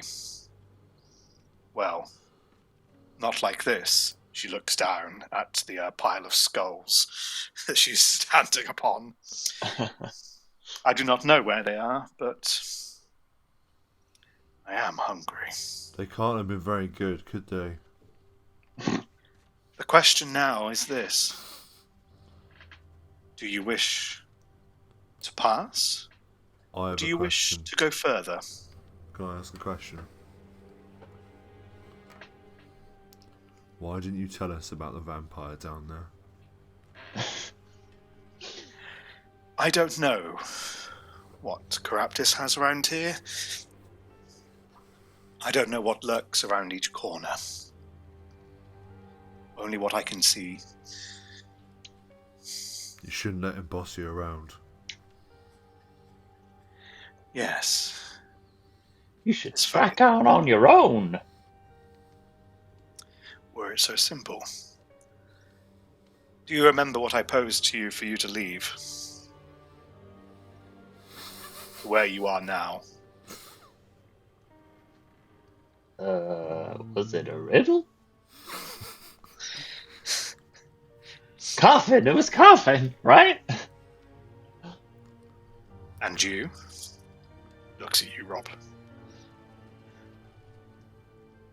Me? What say you? I have to say the same thing as he did. Okay, coffin. Okay. Very we- good. I thought we solved this one. Do you wish to proceed north, west, or leave? If we left and had a little camp and took a little time, could we come back in unmolested? If you answer me the right answer to the right riddle. Perhaps we should take a little time and look at our prize, Spittake. What do you say? Yes, that's a great idea. Goodbye, Sphinx. We'll see you probably tomorrow. Sphinx gives another tap, suppressing the rune to the south, or the symbol. Then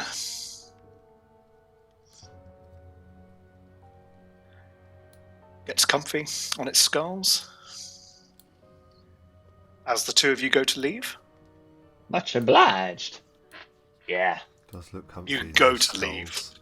Never thought about making a better skulls, but now it's those sorts of things that you don't think about it till you see it. I When you imagine you do. can make something much better out of metal and feathers, perhaps, for the softness.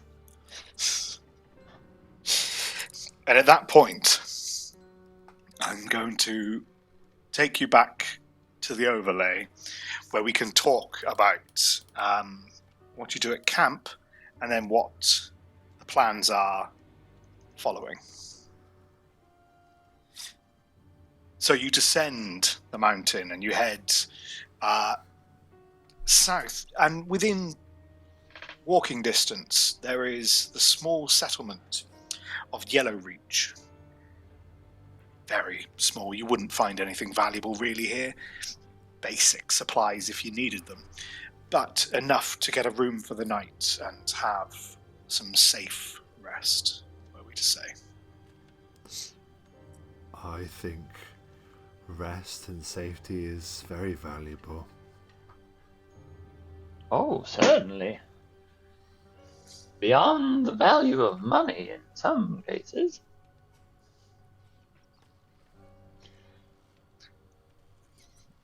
Now, I'm particularly intrigued to find out what this journal says.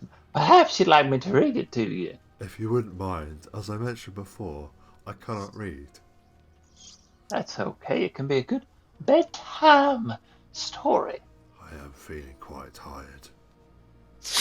Me too.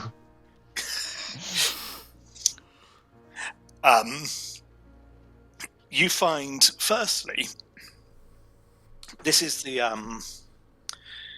diary of a dwarven fighter known as Katenmir, who was the original, the previous wielder of Whelm. When he encountered with his allies a powerful vampire, he fell in battle, but his companions escaped, taking the hammer with them. This was eventually sold to a collector of rare weapons. Katenmir, on the other hand, only found this out after he had been risen as a vampire. There's a note that says later that Keraptis slew the master vampire, and the dwarf pledged allegiance to this wizard. And there's a later entry that speaks of his happiness now he's been reunited with Whelm, and how he is, through this, a fanatical loyalist to Keraptis.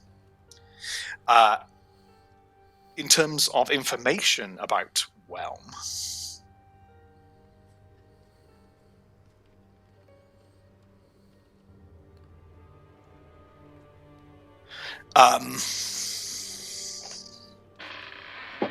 I can give you some information, and then the rest of this you may have to discover. But the weapon itself, when you look at kind of the items you've got on your person, the gold, the items of value, it seems to glow every time you're looking at kind of figuring these things out. So much so, it actually gives you a bonus on appraise checks, +2. No, I have +2 to appraise.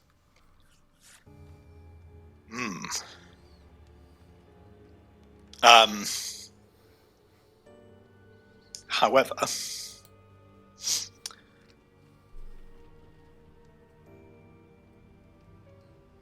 what I can tell you is this, and then I'll need a knowledge history roll to see how much you can figure out.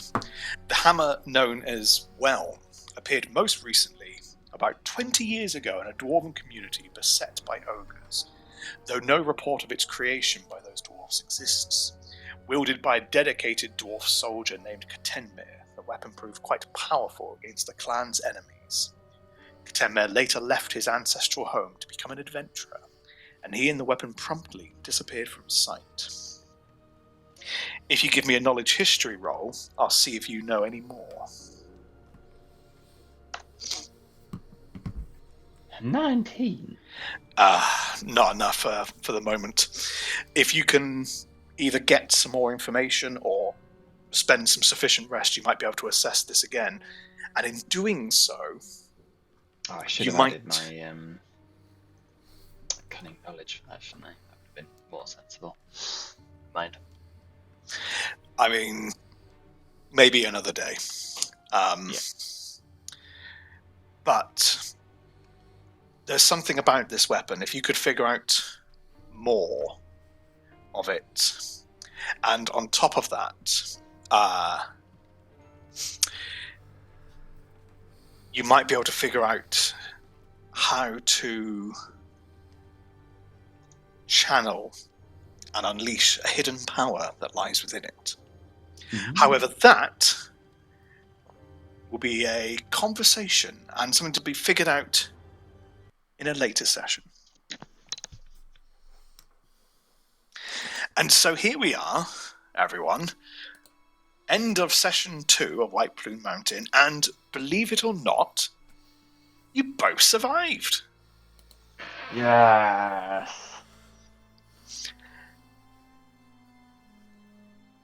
So, It was a bit hairy at some points, though. Yeah. yes. Yeah, that's one way to put it. Let's start with Rob. Thoughts on the session and on Spit Take? Well, once again, I really enjoyed the session for different reasons this time. I almost attempted to say this isn't session 2, this is session 1.5 because we just did the same start again. I really enjoyed it. Listen, I love a dungeon crawl, and I've never played a character as stupid as Spit Take, because I don't think I've ever had a 6 in any stat, really. But that's what this playstyle is forcing us to do, which is really enjoyable because I'm playing a character I don't think I would be playing had I the choice. But I really like him. He's fun. The Dragon Fire Adept has pretty much that fire breath that he can use whenever he wants, every turn. I am looking forward to using some of the augments that I have with my breath, because that'll be exciting to do something different than the same thing over and over.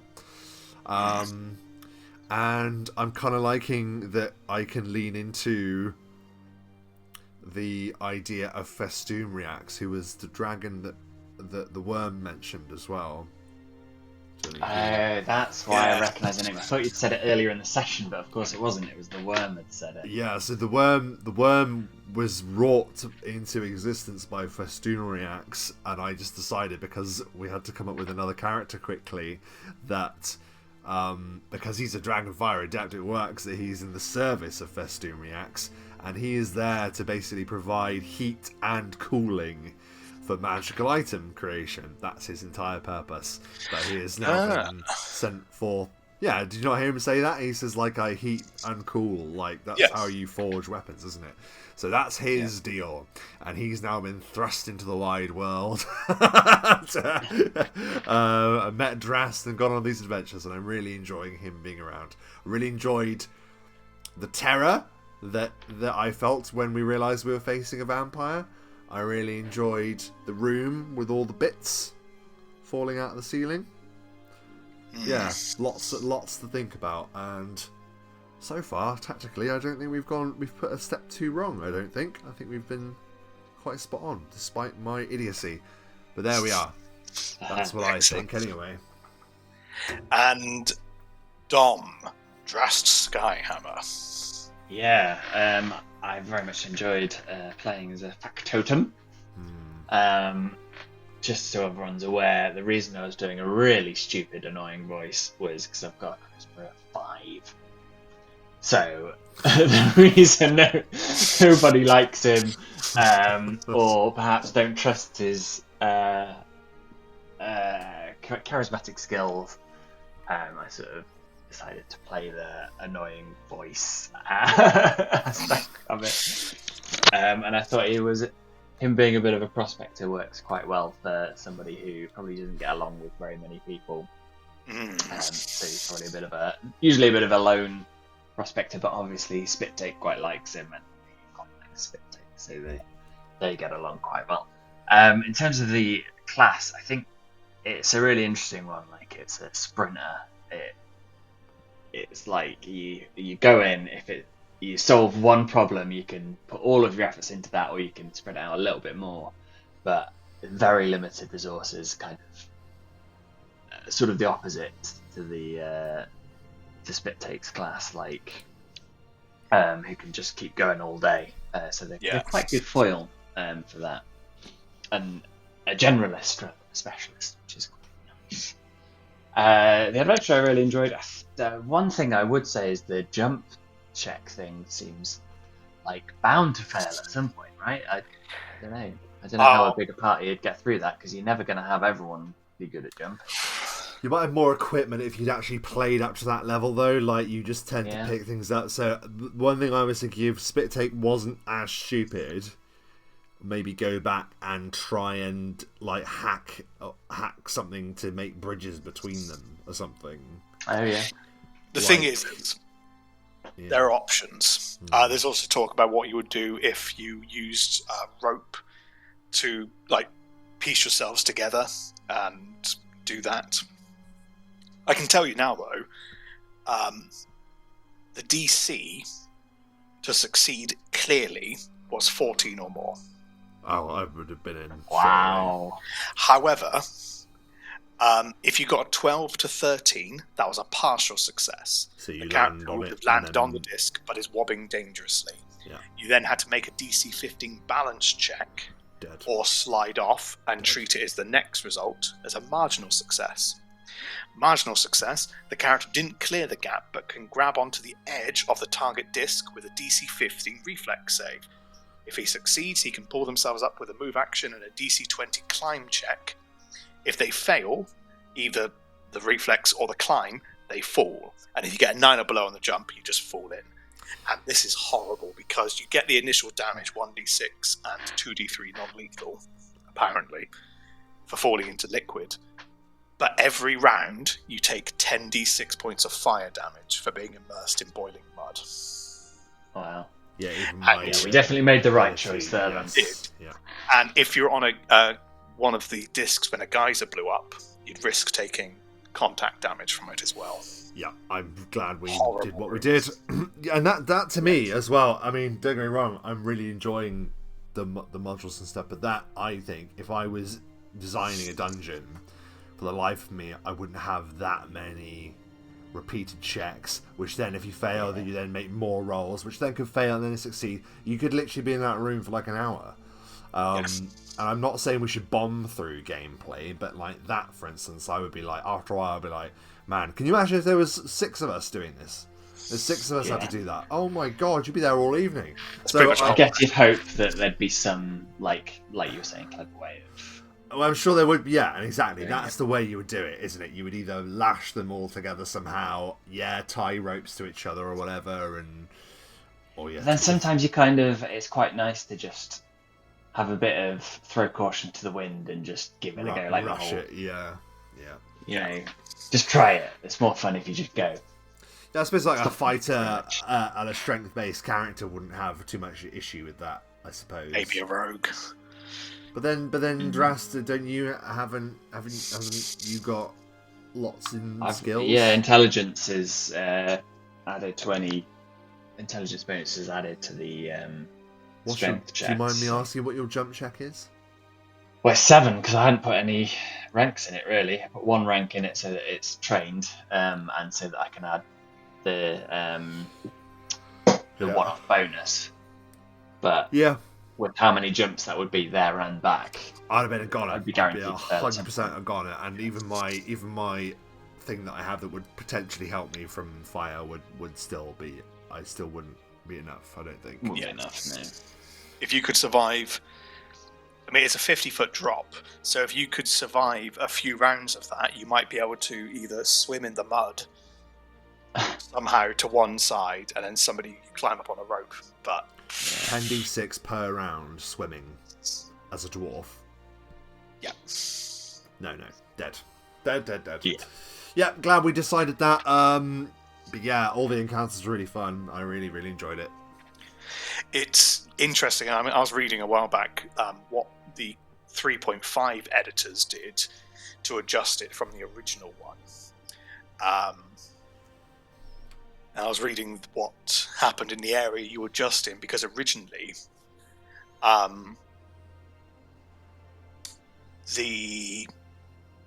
where the mimic was, there was a turnstile, which was a very redundant thing. It was just designed really to slow you down, from what I gather.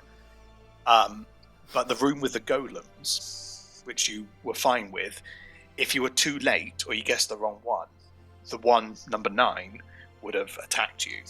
In the original, all 5 would have attacked you, which would just be insane. That'd be a lot. Yeah. I was assuming all of them would go for me, but good to know the golems, because I'm not sure my spit take was going to go blur and just hit them all with the fire breath, because he could hit them all. They were all standing in the same place. Yeah. To try and just go back it and try and attack them off the get-go, because both spit take and myself are terrible with numbers. Thankfully, Dom is very good with numbers, so there we are. Yes. Yeah, I enjoyed that one a lot more than the That was riddle. really cool, man. He was like, it's a prime number, spit take. It'd be embarrassing if that wasn't the answer, wouldn't it? He just I was so doesn't have- confident. Yeah, he just doesn't have a clue as to what prime numbers are. He's like, what is that? It scares me. Anyway, Yes. great session overall, Michael. Very good. Very well Well run. run. Very well run. I'm intrigued to see because there's nothing to stop you guys from saying, "Oh, we've got what we need now. You could go back." And if that's the case, we roll new characters, and I get a new person to say, "I'm missing a weapon," as the module suggests. But if they're intrigued in going back in,